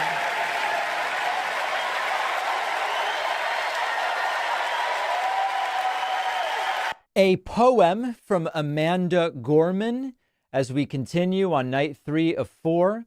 Let's see. I saw this question from Michelle. Best Argentinian restaurant in New York City, Brooklyn. I don't know if there are any Argentinian restaurants in Brooklyn, but my go-to is in Queens. It's called El Gauchito. There's now 3 of them. You want to go to the original one on Corona Avenue up in like Elmhurst/Corona. And right across the street, there's an Argentinian bakery as well. So that would be my recommendation. Nathan says, I'm a former constituent of the 1st District of Minnesota, and I was in high school when we would play Tim's Mankato West football team. I hope I'm pronouncing that correctly. It's incredible to see him where he belongs on the national stage. Drummond Coke says, would love for you and Stephen Kenneth Destiny Bennell II to co-stream these events. I continue to not know which platforms Stephen is allowed on versus not allowed on, and I don't want to cause any problems. So that's the only thing I, would just want to be a little bit kind of careful about, I guess I would say. Thanks to Deeper Shades of House, who just signed up via Twitch Prime, 51 months subscribed to the Twitch Prime channel, which is an incredible number. Coming up next, I think it was supposed to be Governor Wes Moore of Maryland. I don't know if they're going to skip to Pete Buttigieg. There's a performance expected from John Legend and the great drummer Sheila E. Amy Klobuchar at some point is speaking. It's all out of order. We're either 2 hours behind or 3 days ahead. It's very hard to tell. But we will also be hearing, supposedly, from a former student of Tim Walz named Benjamin Ingman. And then Tim Walz himself will speak. After that, there will be a benediction from a pastor. I will not be carrying that. If that's something you're interested in, by all means, you can find it, I'm sure, on any of these streams. But I wasn't thinking necessarily I would include that in today's stream. David Sir asks Wade, does it feel like there's more energy and excitement at the DNC versus the RNC? Yes. Can I get an Obama and Truth Central? Let's not do that right now because we've been doing so many of them. Austin says, appreciate you, David Parkman. You always shoot straight.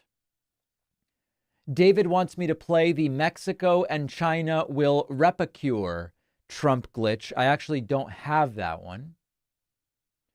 GRH Bond says, Josh Shapiro is making a concerted effort to not sound like Obama here. He's changed his speech pattern for this. It still sounded a lot like Obama to me, if I'm honest. Voicemails continuing to come in by the dozens. Hey, David, this is Craig from Chicago. Just kind of wondering, how have you been able to do these live streams till so late into the night and then turn around a show to drop at about 1 o'clock, 2 o'clock Eastern time the very next day? I mean, I imagine you're waking up quite early, and I mean, just logistically, how have you been able to do it? Thanks. Basically, wake up, deal with, breakfast and daycare with my daughter, plan the podcast, tape it around 10 a.m., and then we publish it at, 1, 2 p.m., and then, later on, depending on member, non-member, etc., and then turn around and basically do it all over again. That's the way it works. Real serious dumping in a super chat from Argentina, 200 Argentinian pesos, which I think at this point is like 20 cents. I don't know that I'm joking. I think it is 20 cents. And he says, Hola, Pacman, te saluda un argentino pagando centavos de dólar. Okay, yeah, so it is pennies out of a dollar. Let me just translate this in real time. Question, who would you have voted for between Milei and Massa? I assume not Milei, but I want your opinion. Yeah, I think that if I've said this before, and every time I do it, I hear from furious Argentinians. How dare you? If I had voted in the last Argentinian election, I mean, I know in the original, right before the runoff, I would have voted for a Bullrich, who is sort of like a center-right. In the U.S., she'd be like a center-right Republican, but she was not overtly insane like Milei, and she wasn't from a completely failed political movement like Massa. So I think if I were in Argentina, that's the way I would have voted. As far as, the runoff, I don't know. Argentina's in very, very rough shape. That I can tell you. Hi, David. Watching Josh Shapiro right now. I can't help but remember the time when you said that it might be impossible for Jews to get elected because of anti-Semitism in America. And now we're facing like the second possible black person to be president. Yeah, which is great, but I still would not underestimate the power of anti-Semitism, despite that possibility. All right, the DNC continues with Oprah. There were rumors that she would be here, and she is. And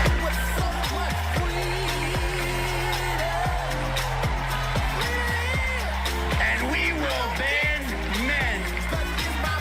Good evening, everybody!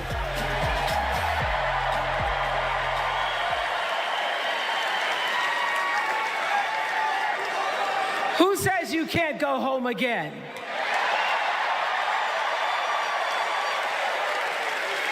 After watching the Obamas last night, that was some epic fire, wasn't it? Some epic fire. We're now so fired up, we can't wait to leave here and do something. Oprah 70, that is nuts. Do is elect Kamala Harris as the next president of the United States.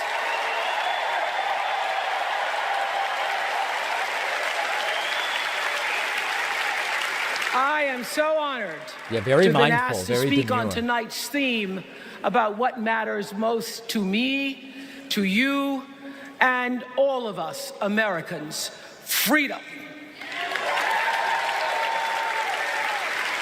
There are people who want you to see our country as a nation of us against them, people who want to scare you, who want to rule you, people who'd have you believe that books are dangerous and assault rifles are safe, that there's a right way to worship and a wrong way to love, people who seek first to divide and then to conquer. But here's the thing. When we stand together, it is impossible to conquer us.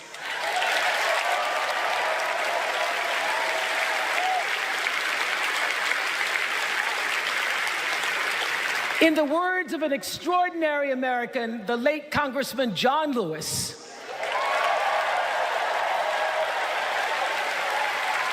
he said, no matter what ship our ancestors arrived on, we are all in the same boat now. Congressman Lewis knew very well how far this country has come because he was one of the brilliant Americans who helped to get us where we are. But he also knew that the work is not done. The work will never be done because freedom isn't free. America is an ongoing project. It requires commitment. It requires being open to the hard work and the heart work of democracy. And every now and then, it requires standing up to life's bullies.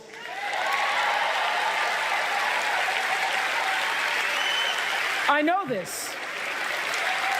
I've lived in Mississippi, in Tennessee, in Wisconsin, Maryland, Indiana, Florida, Hawaii, Colorado, California, and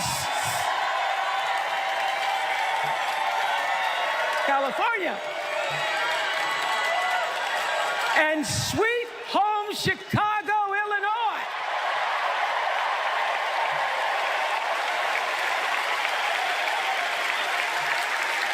I have actually traveled this country from the redwood forests, love those redwoods, to the Gulf Stream waters. I've seen racism and sexism and income inequality and division. I've not only seen it, at times I've been on the receiving end of it. But more often than not, what I've witnessed and experienced are human beings, both conservative and liberal, who may not agree with each other, but who'd still help you in a heartbeat if you were in trouble. These are the people who make me proud to say that I am an American.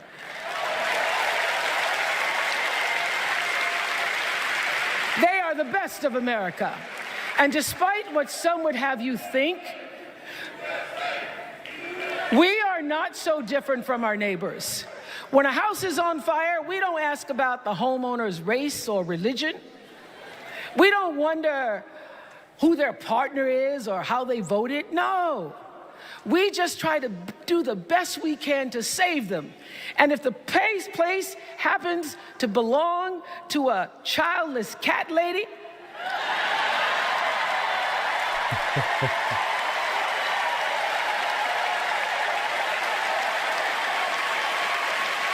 well, we try to get that cat out too.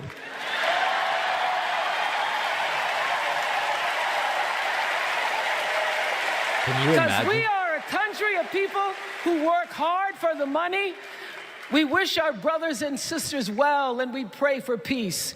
We know all the old tricks and tropes that are designed to distract us from what actually matters, but we are beyond ridiculous tweets and lies and foolery. These are complicated times, people, and they require adult conversation. And I welcome those conversations because civilized debate is vital to democracy, and it is the best of America. Now, over the last couple of nights, we have all seen brave people walk onto this stage and share their most private pain. Amanda and Josh, Caitlin, Hadley, they told us their stories of rape and incest and near-death experiences from having the state deny them the abortion that their doctor explained was medically necessary. And they've told us these things for one reason, and that is to keep what happened to them from happening to anybody else. Because if you do not have autonomy over this, if you cannot control when and how you choose to bring your children into this world and how they are raised and supported, there is no American dream.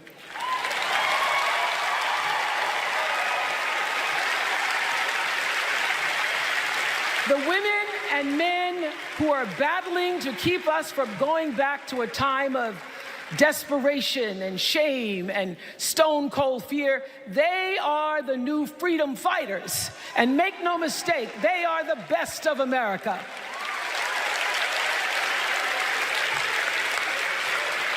I want to talk now about somebody who's not with us tonight. Tessie Prevost Williams was born in New Orleans not long after the Supreme Court ruled that segregated public schools were unconstitutional. That was in 1954, same year I was born. But I didn't have to head to first grade at the all-white McDonough 19 school with a U.S. Marshal by my side like Tessie did. And when I got to school, the building wasn't empty like it was for Tessie. You see, rather than allowing McDonough to be integrated, parents pulled their kids out of the school, leaving only Tessie and two other little black girls, Gail Etienne and Leona Tate, to sit in a classroom with the windows papered over to block snipers from attacking their 6-year-old bodies. Tessie passed away 6 weeks ago. And I tell this story to honor her tonight because she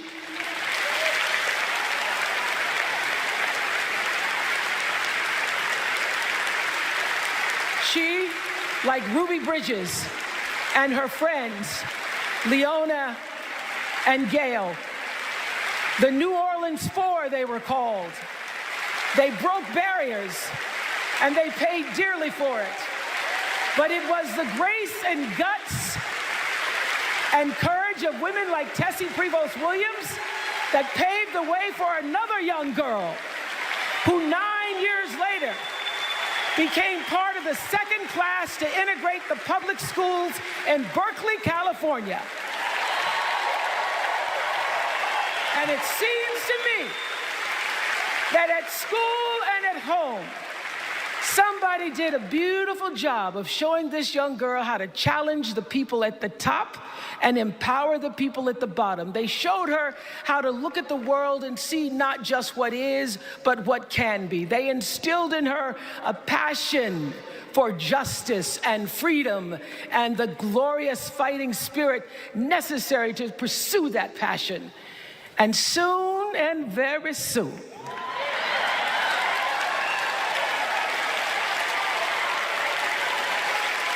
and very soon, we're going to be teaching our daughters and sons about how this child of an Indian mother and a Jamaican father, two idealistic, energetic immigrants,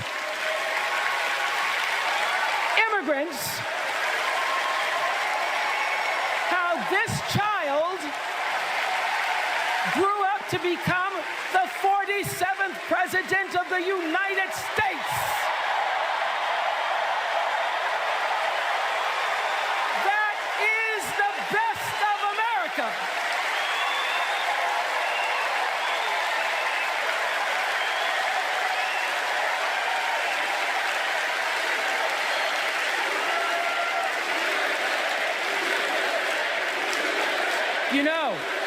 You know, let me tell you this.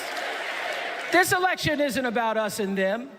It's about you and me and what we want our futures to look like. There are choices to be made when we cast our ballot.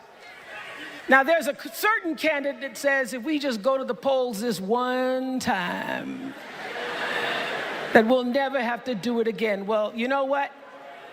You're looking at a registered independent who's proud to vote again and again and again because I'm an American and that's what Americans do.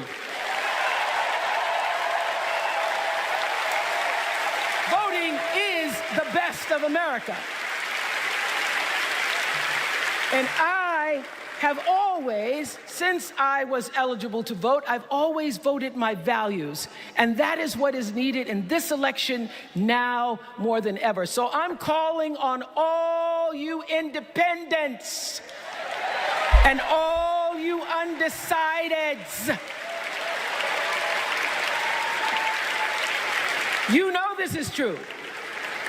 You know I'm telling you the truth, that values and character matter most of all. In leadership and in life. And more than anything, you know this is true, that decency and respect are on the ballot in 2024.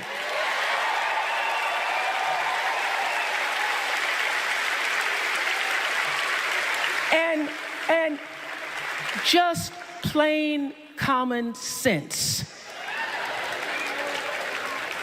Common sense tells you that Kamala Harris and Tim Walz can give us decency and respect.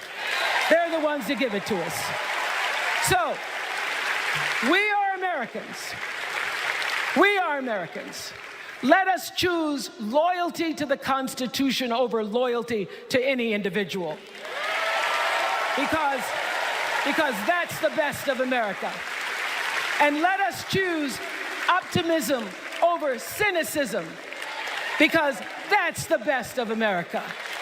And let us choose inclusion over retribution. Let us choose common sense over nonsense.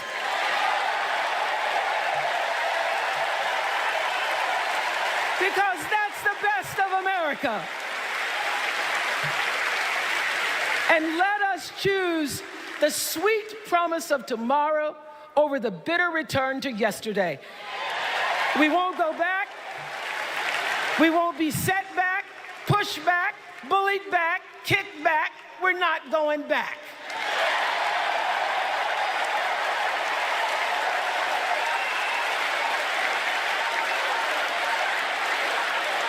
Not going back. We're not going back. So, let us choose. Let us choose truth. Let us choose honor. And let us choose joy.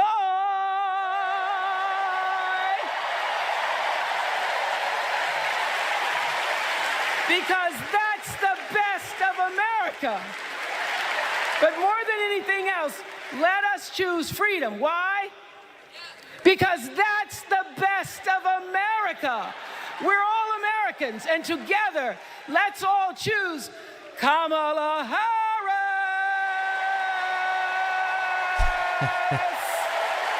Thank you, Chicago. Thank you, America. All right, a very rousing speech there by Oprah Winfrey. Totally throwing the convention into chaos on night 3 of 4. We don't know who's next. Everything has changed with the appearance of Oprah and really firing up the crowd in a very, very serious way. I want to say thanks to Roderick Connolly, Connor Gilsonen, and many others for signing up on my website. Really appreciate all of you.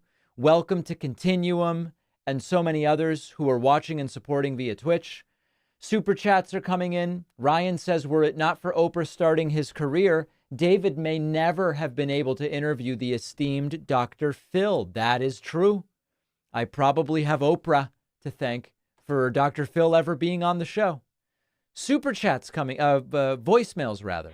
David, the DNC is really energetic. My wife and I have been watching this. This is the first time we've ever watched it. Reason I'm calling, or really question, is do you think we will hear from Taylor Swift or see an appearance from her or a possible endorsement? Thanks so much. Bye. I assume that at some point, Taylor Swift will make some kind of a statement about this election. I can't say I'm waiting with bated breath for it, but she has huge cultural cachet and has the potential to flip a state. I mean, who knows? Let's see who's next.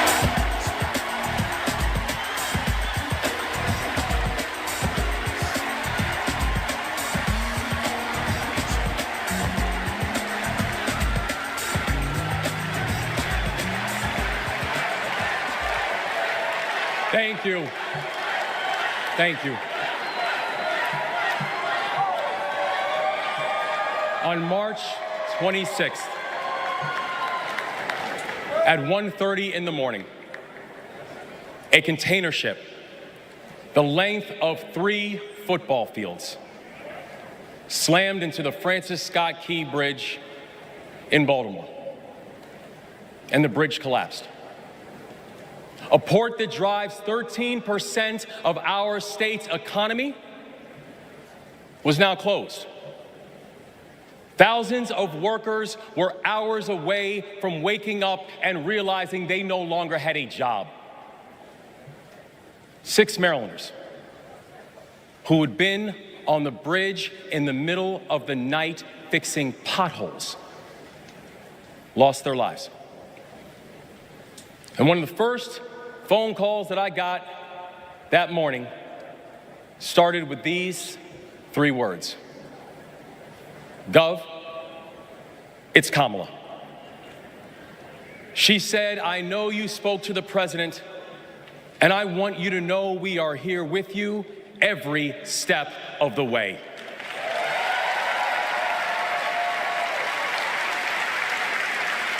Now, I joined the Army when I was 17. In fact, I was too young to sign the paperwork.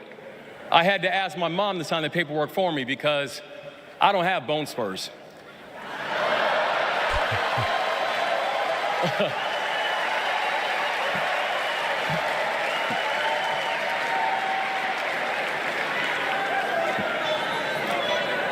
I led soldiers in combat in Afghanistan.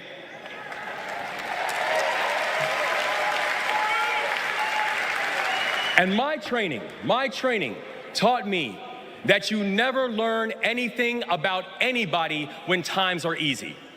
You learn everything you need to know about somebody when times are hard and when the temperature gets turned up. And America, I saw that Kamala Harris is the right one to lead in this moment firsthand.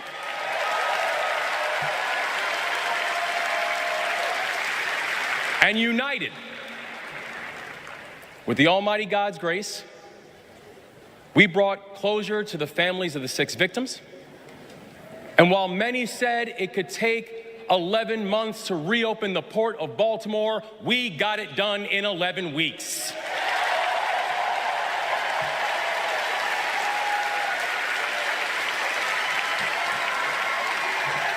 Because that is the story of America.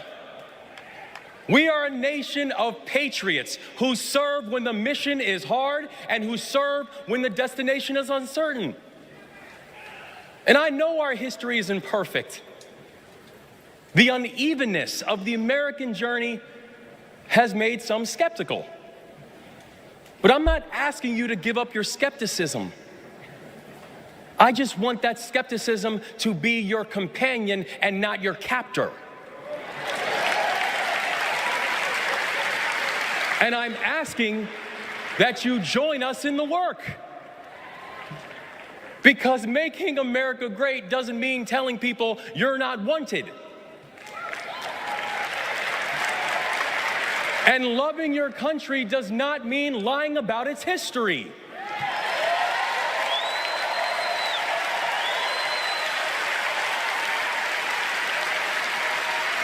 Making America great means saying the ambitions of this country would be incomplete without your help. It's the legacy of those 6 workers who fixed potholes on a bridge while we slept, who were born in a different country, but who knew that America was big enough for them too.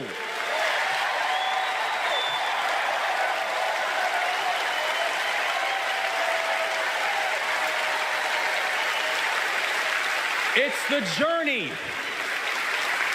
It's the journey of a man raised by a remarkable immigrant single mom, a man who felt handcuffs on his wrists at 11 years old, who now stands before you as the 63rd governor of Maryland and the first black governor in the history of our state.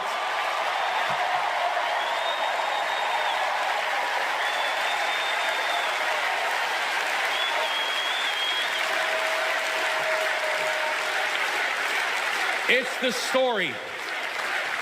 the story of a prosecutor who defended our freedoms and had Maryland's back when we needed it most. And now, MVP, we've got your back as well.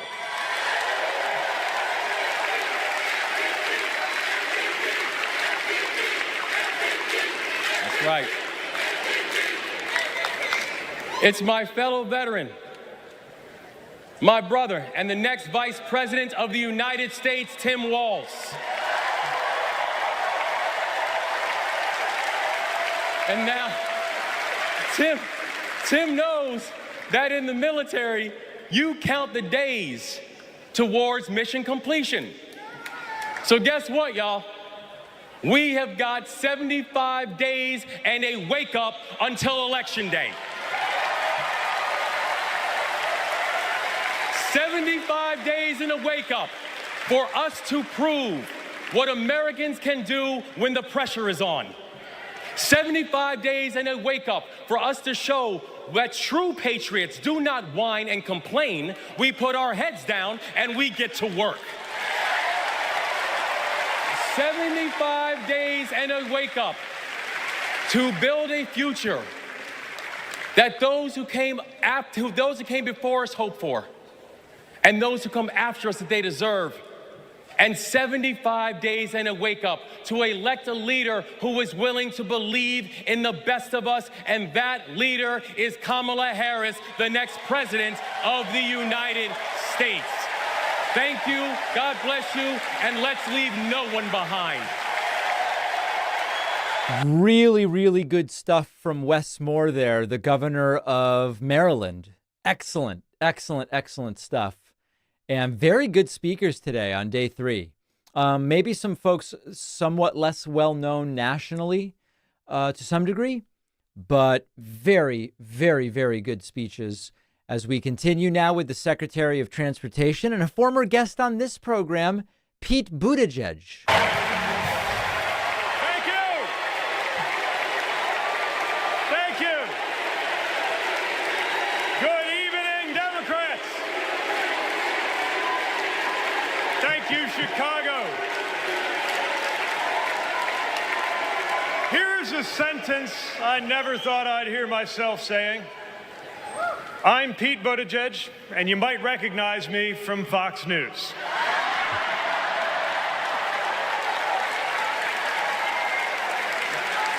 I believe in going anywhere, in service of a good cause, and friends, we gather in a very good cause, electing Kamala Harris and Tim Walz, the next President and Vice President of the United States.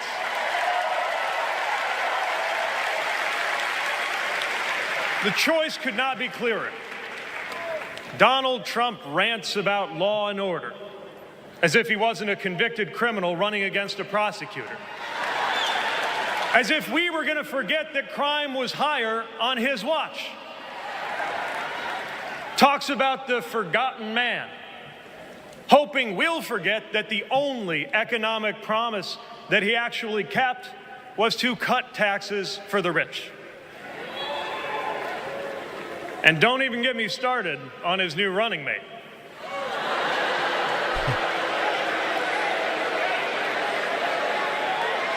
At least Mike Pence was polite. J.D. Vance is one of those guys who thinks if you don't live the life that he has in mind for you, then you don't count. Someone who said that if you don't have kids, you have, quote, no physical commitment to the future of this country. You know, Senator, when I deployed to Afghanistan, I didn't have kids then. Many of the men and women who went outside the wire with me didn't have kids either. But let me tell you, our commitment to the future of this country was pretty damn physical. Wow.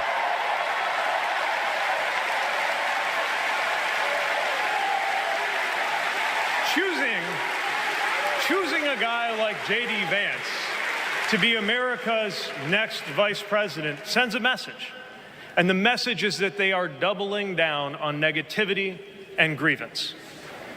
Committing to a concept of campaigning best summed up in one word: Darkness. Darkness is what they are selling. The thing is, I just don't believe that America today is in the market for darkness. I believe America is ready for a better kind of politics. Yes, politics at its worst can be ugly, crushing, demeaning, but it doesn't have to be. At its best, politics can be empowering, uplifting. It can even be a kind of soul craft. My faith teaches me that the world isn't made up of good people and bad people, but rather that each of us is capable of good and bad things. And I believe leaders matter because of what they bring out in each of us, the good or the bad. Right now, the other side is appealing to what is smallest within you. They're telling you that greatness comes from going back to the past. They're telling you that anyone different from you is a threat. They're telling you that your neighbor or nephew or daughter who disagrees with you politically isn't just wrong, but is now the enemy. I believe in a better politics, one that finds us at our most decent and open and brave.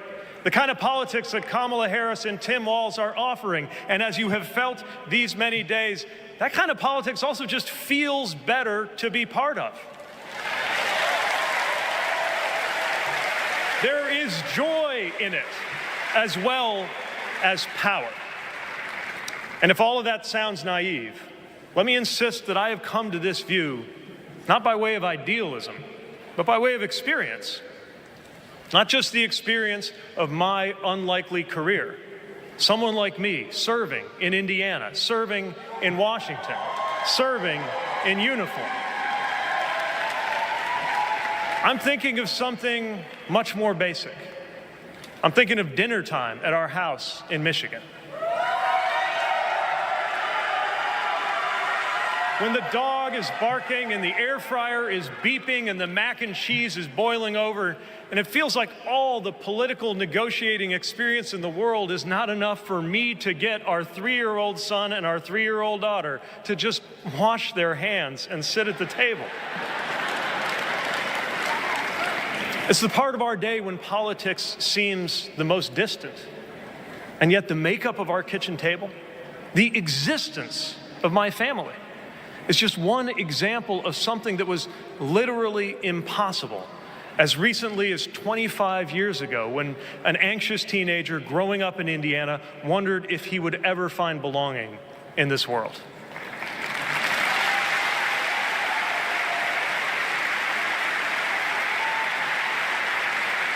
This kind of life went from impossible to possible, from possible to real, from real to almost ordinary in less than half a lifetime. But that didn't just happen. It was brought about through idealism and courage, through organizing and persuasion and storytelling, and yes, through politics, the right kind of politics. The kind of politics that can make an impossible dream into an everyday reality.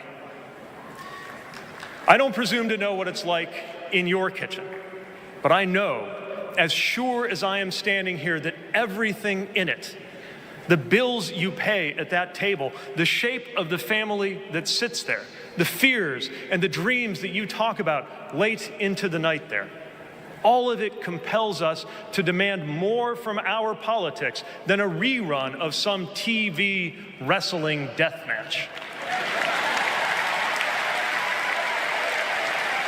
So this November, we get to choose. We get to choose our president. We get to choose our policies, but most of all, we will choose a better politics. A politics that calls us to our better selves and offers us a better everyday. That is what Kamala Harris and Tim Walz represents. That is what Democrats represent. That is what awaits us when America decides to end Trump's politics of darkness once and for all. That is what we choose when we embrace the leaders who are out there building bridges and reject the ones who are out there banning books.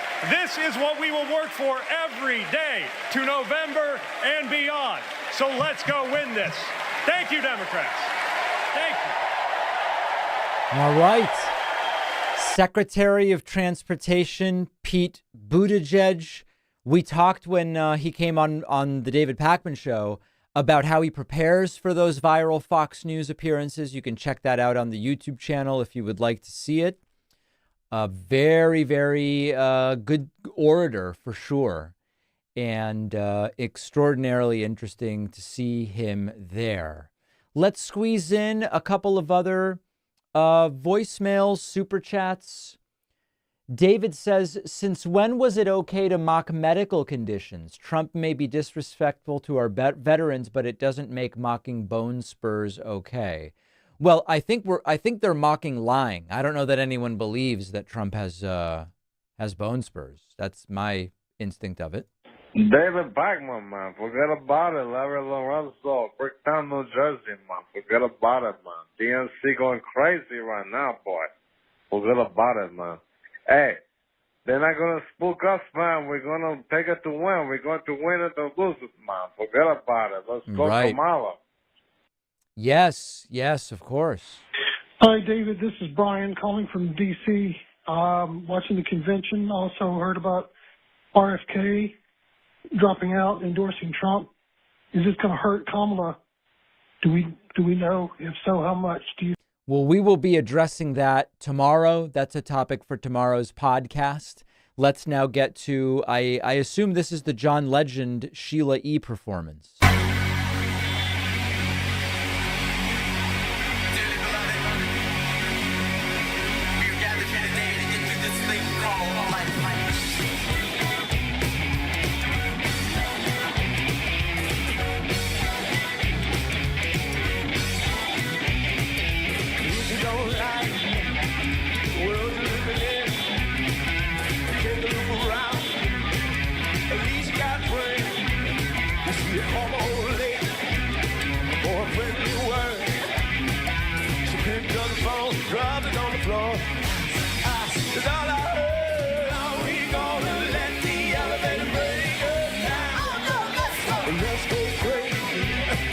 Let's go nuts. Let's go for the purple banana till they put us in the truck. Let's go.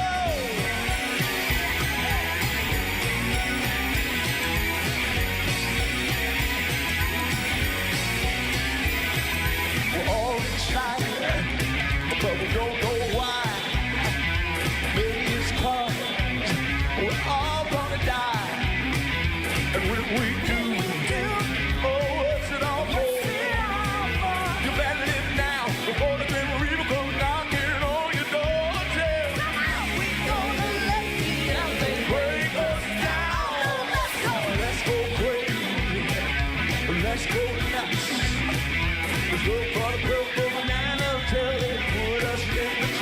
let's go! Come on, baby! I need everybody to get nuts with me! Come on! I'll be on here!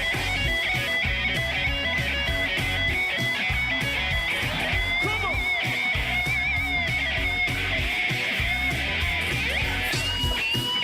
Let's go!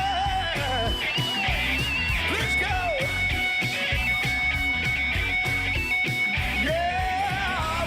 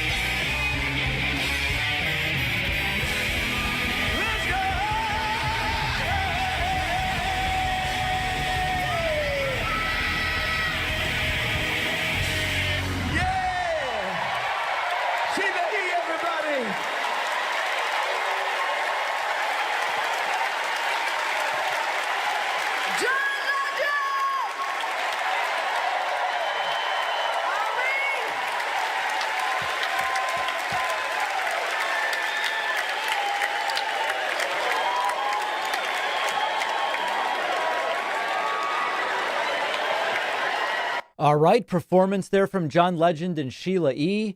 And we are down to the last few things. Based on the calendar I have, Amy Klobuchar, a former student of Governor Walz, and then Tim Walz himself. Been more clear that if Kamala Harris and Tim Walz are elected this November, they're going to protect our freedoms. The freedom to read whatever books you want.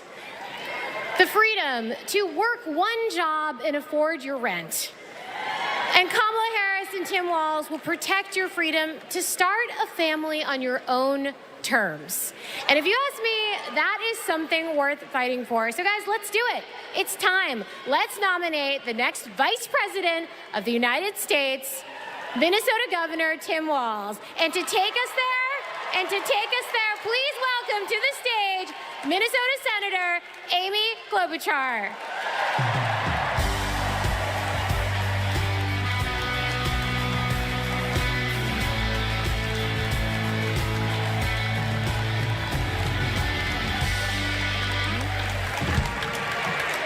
Okay. That was a warm-up act. On behalf of the great state of Minnesota, where purple reigns, I stand before you, I'll take this opportunity to refill my water and be back. President Tim Walz. In Minnesota, we trust a coach who turned a team that was 0-27 into state champions. In Minnesota, we trust a hunter who has stood in a deer stand in 10-degree weather. In Minnesota, we trust a candidate who has made a viral video on how to change a burnt-out headlight. And I know we aren't alone, but in Minnesota, we love a dad in plaid.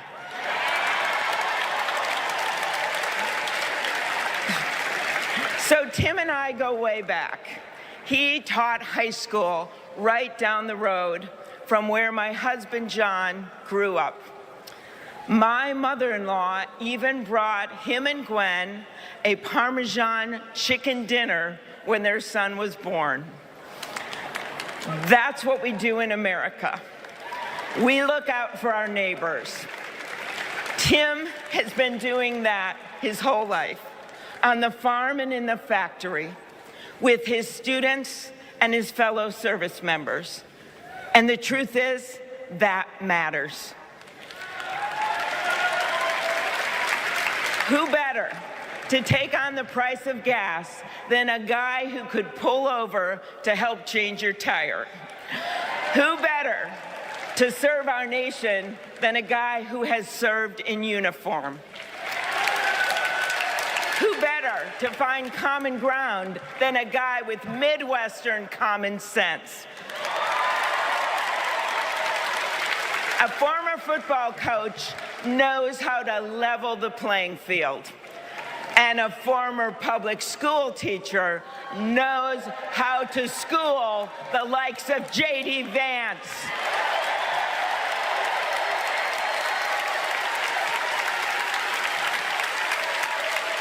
What you've done with your life matters, and what you do with power matters too.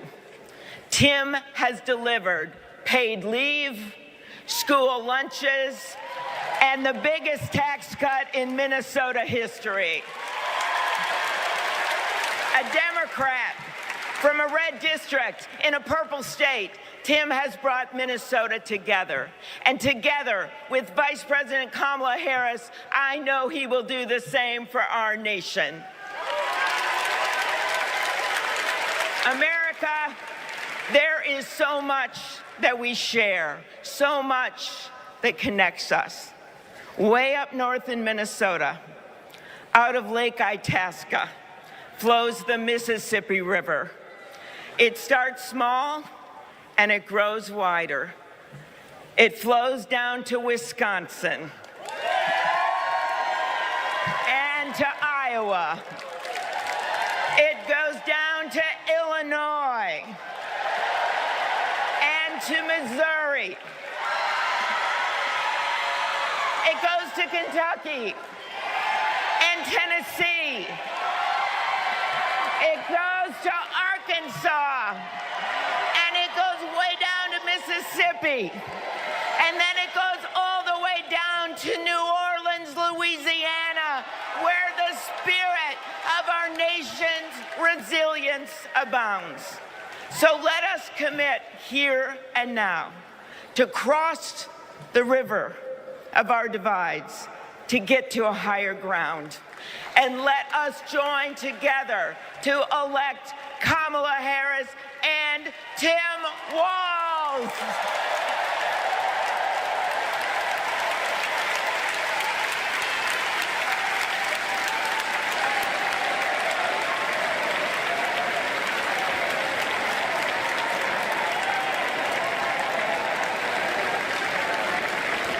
Please welcome Ben Ingman from Minnesota.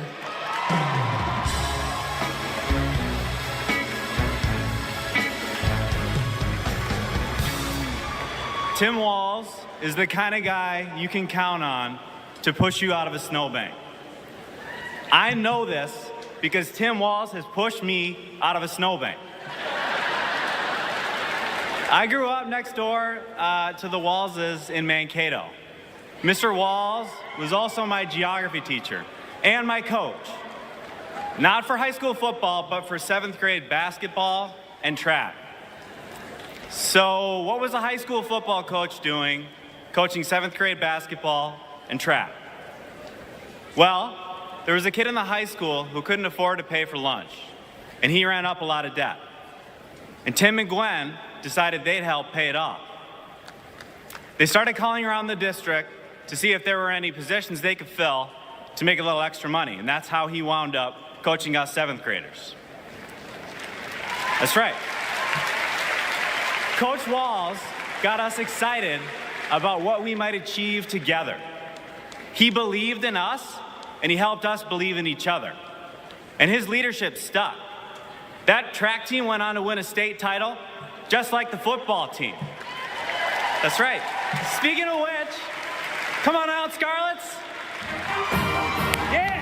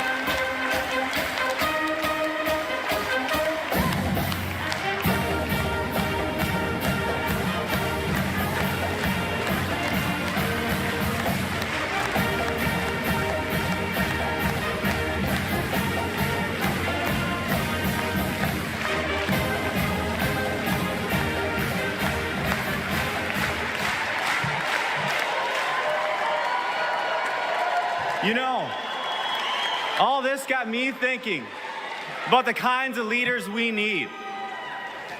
We want the people in charge to be genuine, compassionate, and trustworthy. The thing is, there are people in our neighborhoods who fit this description. The kind of people who display quiet leadership by helping kids pay for their lunches, by bringing teams together to believe in each other. And when we're stuck in the snow, they push us out. Well, in my neighborhood, we always wish that people like that would run for office. Well, in my neighborhood, someone like that did run for office. And he's going to be a wonderful vice president. Thanks very much.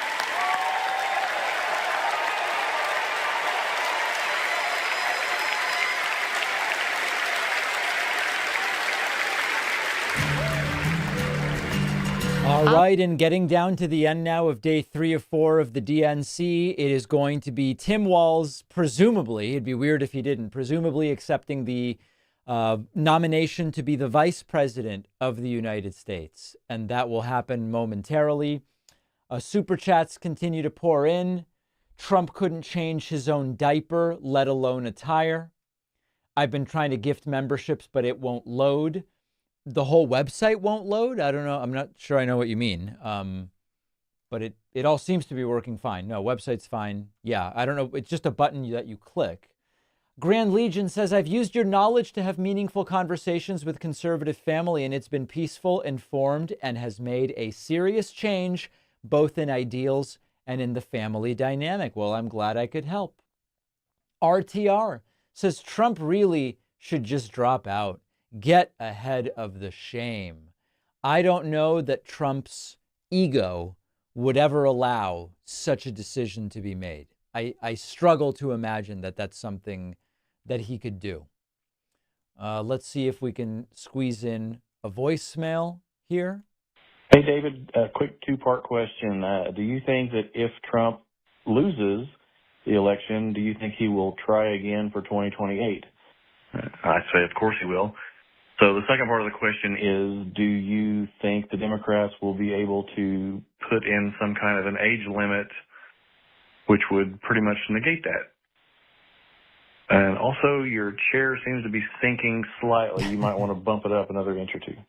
Yeah, let me bump that up a little bit. There's a hydraulic on the chair, and just as the day goes, it just goes down. I have to keep lifting it up.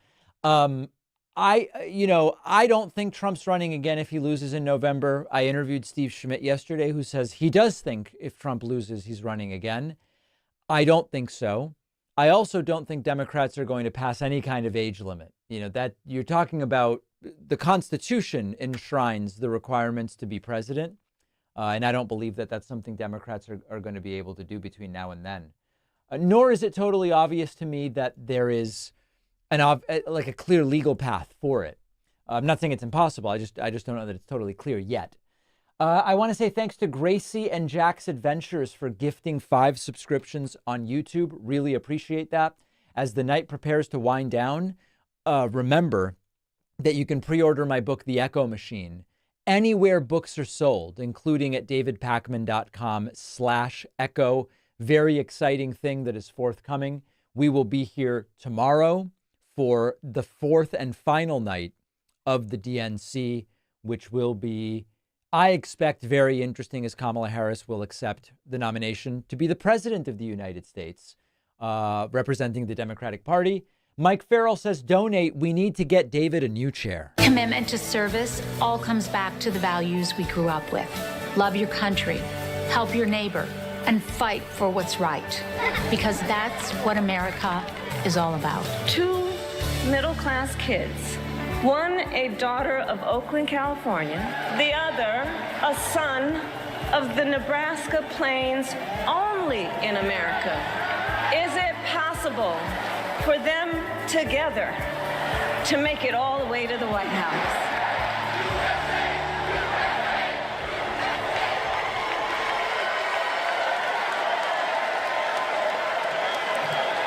Please welcome the Democratic nominee for Vice President, Governor Tim Walz. Here we go. Tim Walz cracks me up.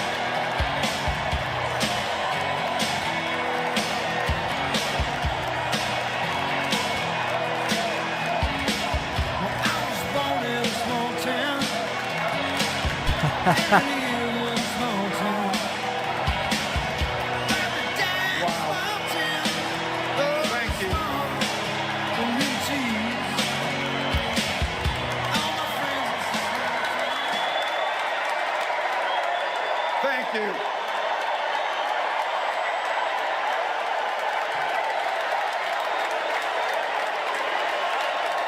Thank you.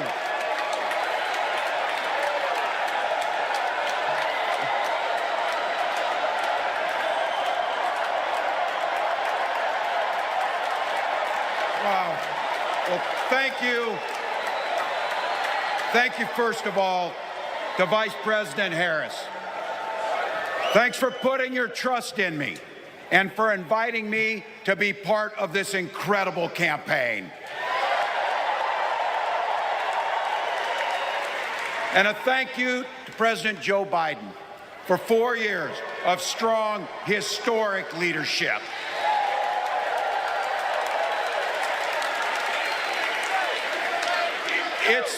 It's the honor of my life to accept your nomination for Vice President of the United States.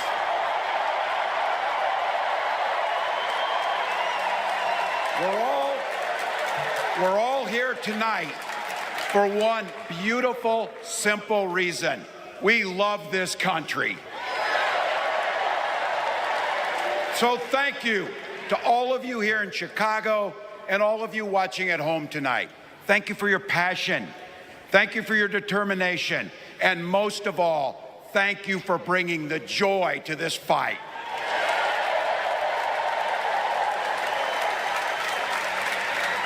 Now, I grew up in Butte, Nebraska, a town of 400 people.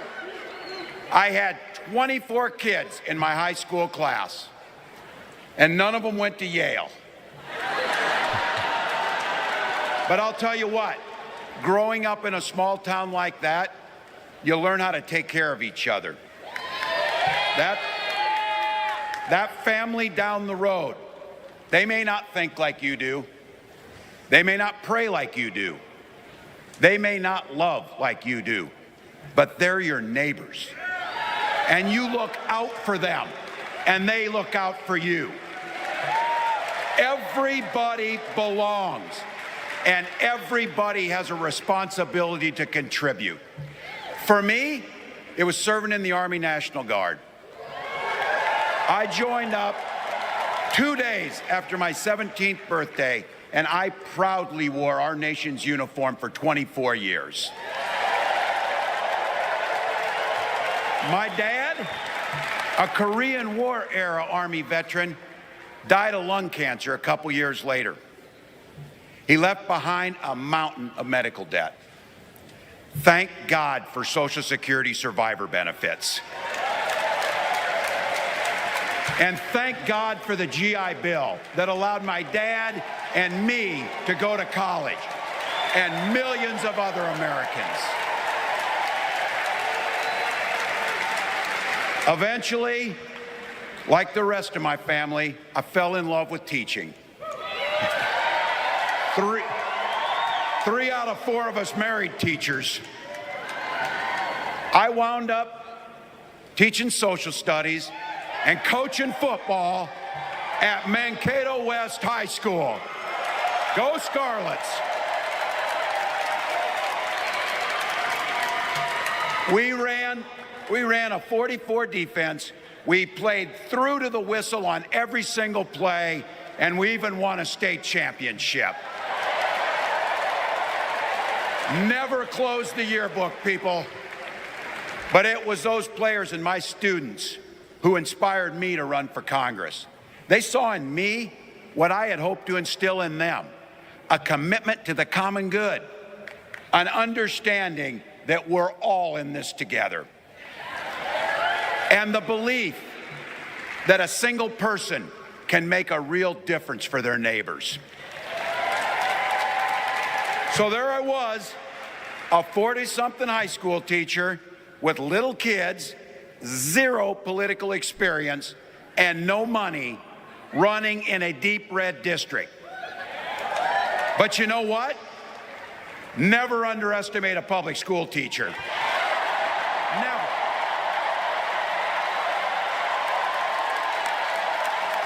I represented my neighbors in Congress for 12 years, and I learned an awful lot. I learned how to work across the aisle on issues like growing the rural economies and taking care of veterans.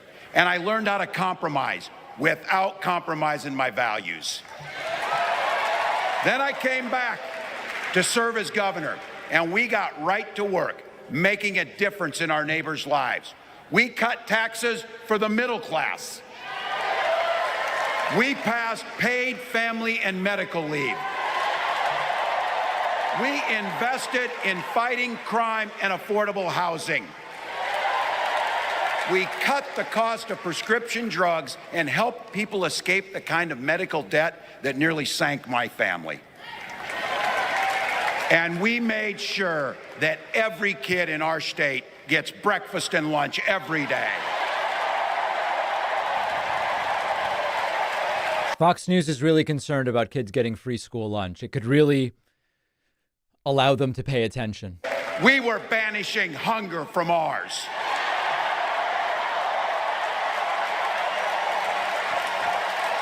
We also protected reproductive freedom because in Minnesota, we respect our neighbors and the personal choices they make.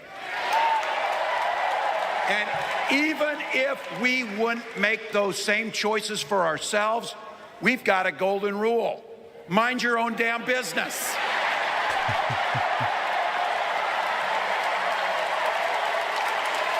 And that includes IVF and fertility treatments. And this is personal for Gwen and I. If you've never experienced the hell that is infertility, I guarantee you, you know somebody who has.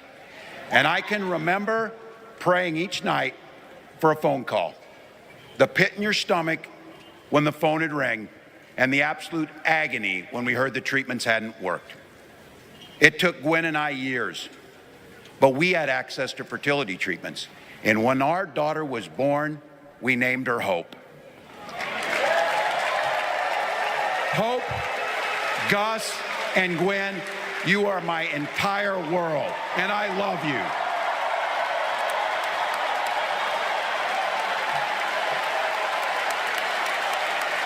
I'm letting you in on how we started a family because this is a big part about what this election is about. Freedom. When Republicans use the word freedom, they mean that the government should be free to invade your doctor's office. Corporations, free to pollute your air and water. And banks, free to take advantage of customers. But when we Democrats talk about freedom, we mean the freedom to make a better life for yourself and the people that you love. Freedom to make your own health care decisions. And yeah, your kids' freedom to go to school without worrying about being shot dead in the hall. Look, radical ideas. I know guns. I'm a veteran. I'm a hunter. And I was a better shot than most Republicans in Congress, and I got the trophies to prove it. But I'm also a dad. I believe in the Second Amendment, but I also believe our first responsibility is to keep our kids safe.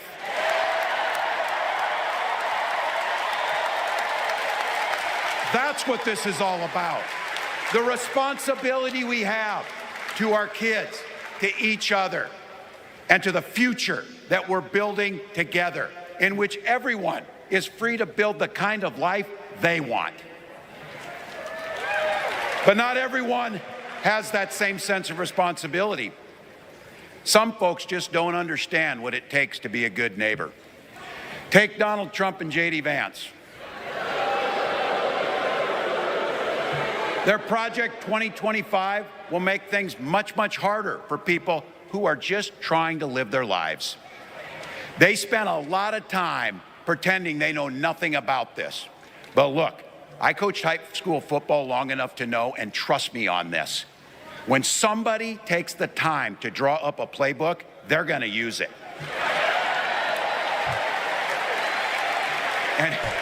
And we know if these guys get back in the White House, they'll start jacking up the costs on the middle class, they'll repeal the Affordable Care Act, they'll gut Social Security and Medicare,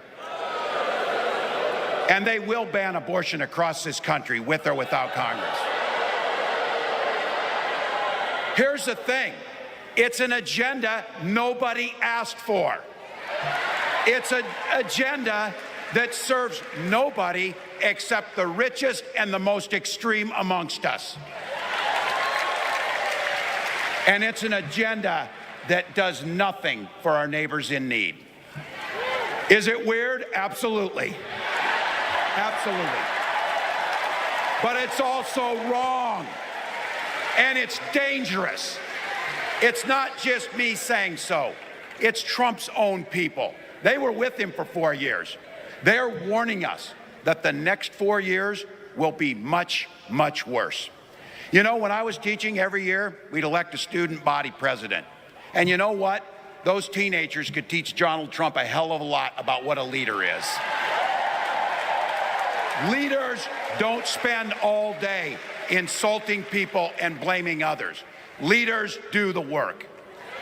So I don't know about you, I'm ready to turn the page on these guys. So go ahead, say it with me. We're not going back.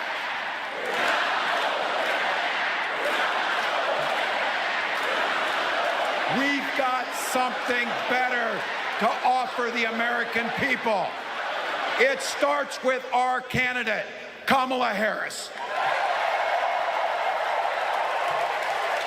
From her first day as a prosecutor, as a district attorney, as an attorney general, as a United States senator, and then our vice president, she's fought on the side of the American people. She's taken on the predators and fraudsters. She's taken down the transnational gangs, and she stood up to powerful corporate interests. She has never hesitated to reach across that aisle if it meant improving your lives. And she's always done it with energy, with passion, and with joy. Folks, we've got a chance to make Kamala Harris the next president of the United States.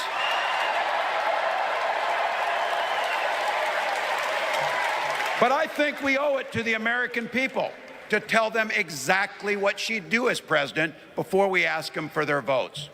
So here, this is the part, clip and save it and send it to your undecided relatives so they know. If you're a middle-class family or a family trying to get into the middle class, Kamala Harris is going to cut your taxes. If you're getting squeezed by prescription drug prices, Kamala Harris is going to take on Big Pharma. If you're hoping to buy a home, Kamala Harris is going to help make it more affordable. And no matter who you are, Kamala Harris is going to stand up and fight for your freedom to live the life that you want to lead. Because that's what we want for ourselves, and it's what we want for our neighbors.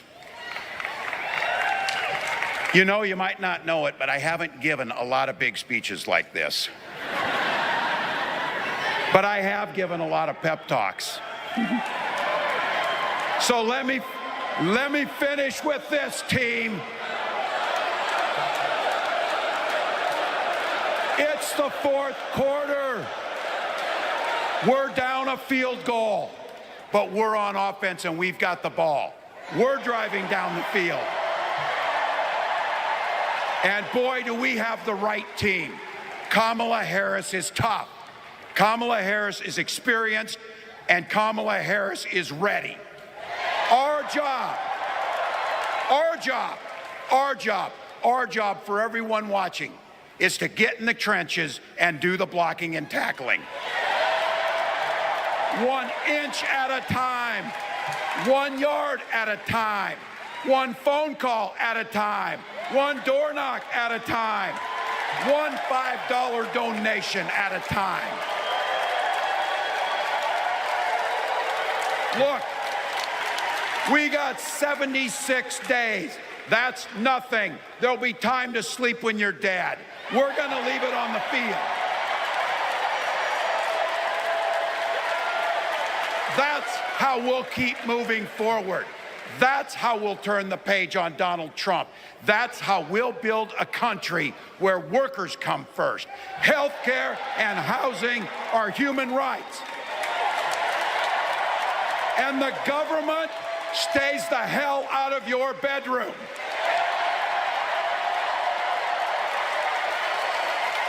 That's how we make America a place where no child is left hungry, where no community is left behind, where nobody gets told they don't belong. That's how we're going to fight. And as the next president of the United States always says, when we fight, when we fight, when we fight, thank you. God bless. Wow.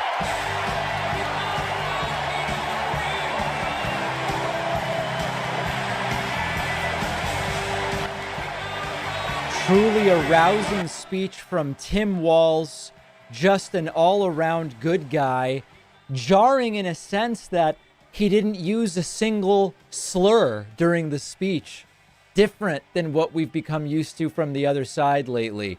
He didn't hurl horrible, irreversible personal attacks against people, but focused on policy. He didn't address sharks or electrocution, or claim that millions of birds are killed by noise cancer, or whatever the hell it is that stupid thing is. A very, very different situation here. And I expect probably more of the same tomorrow. By the way, if we can, I'm seeing the comments about Tim Walz's son. Tim Walz's son is neurodivergent, and if we can maybe cool it a little bit on the making fun of his son, I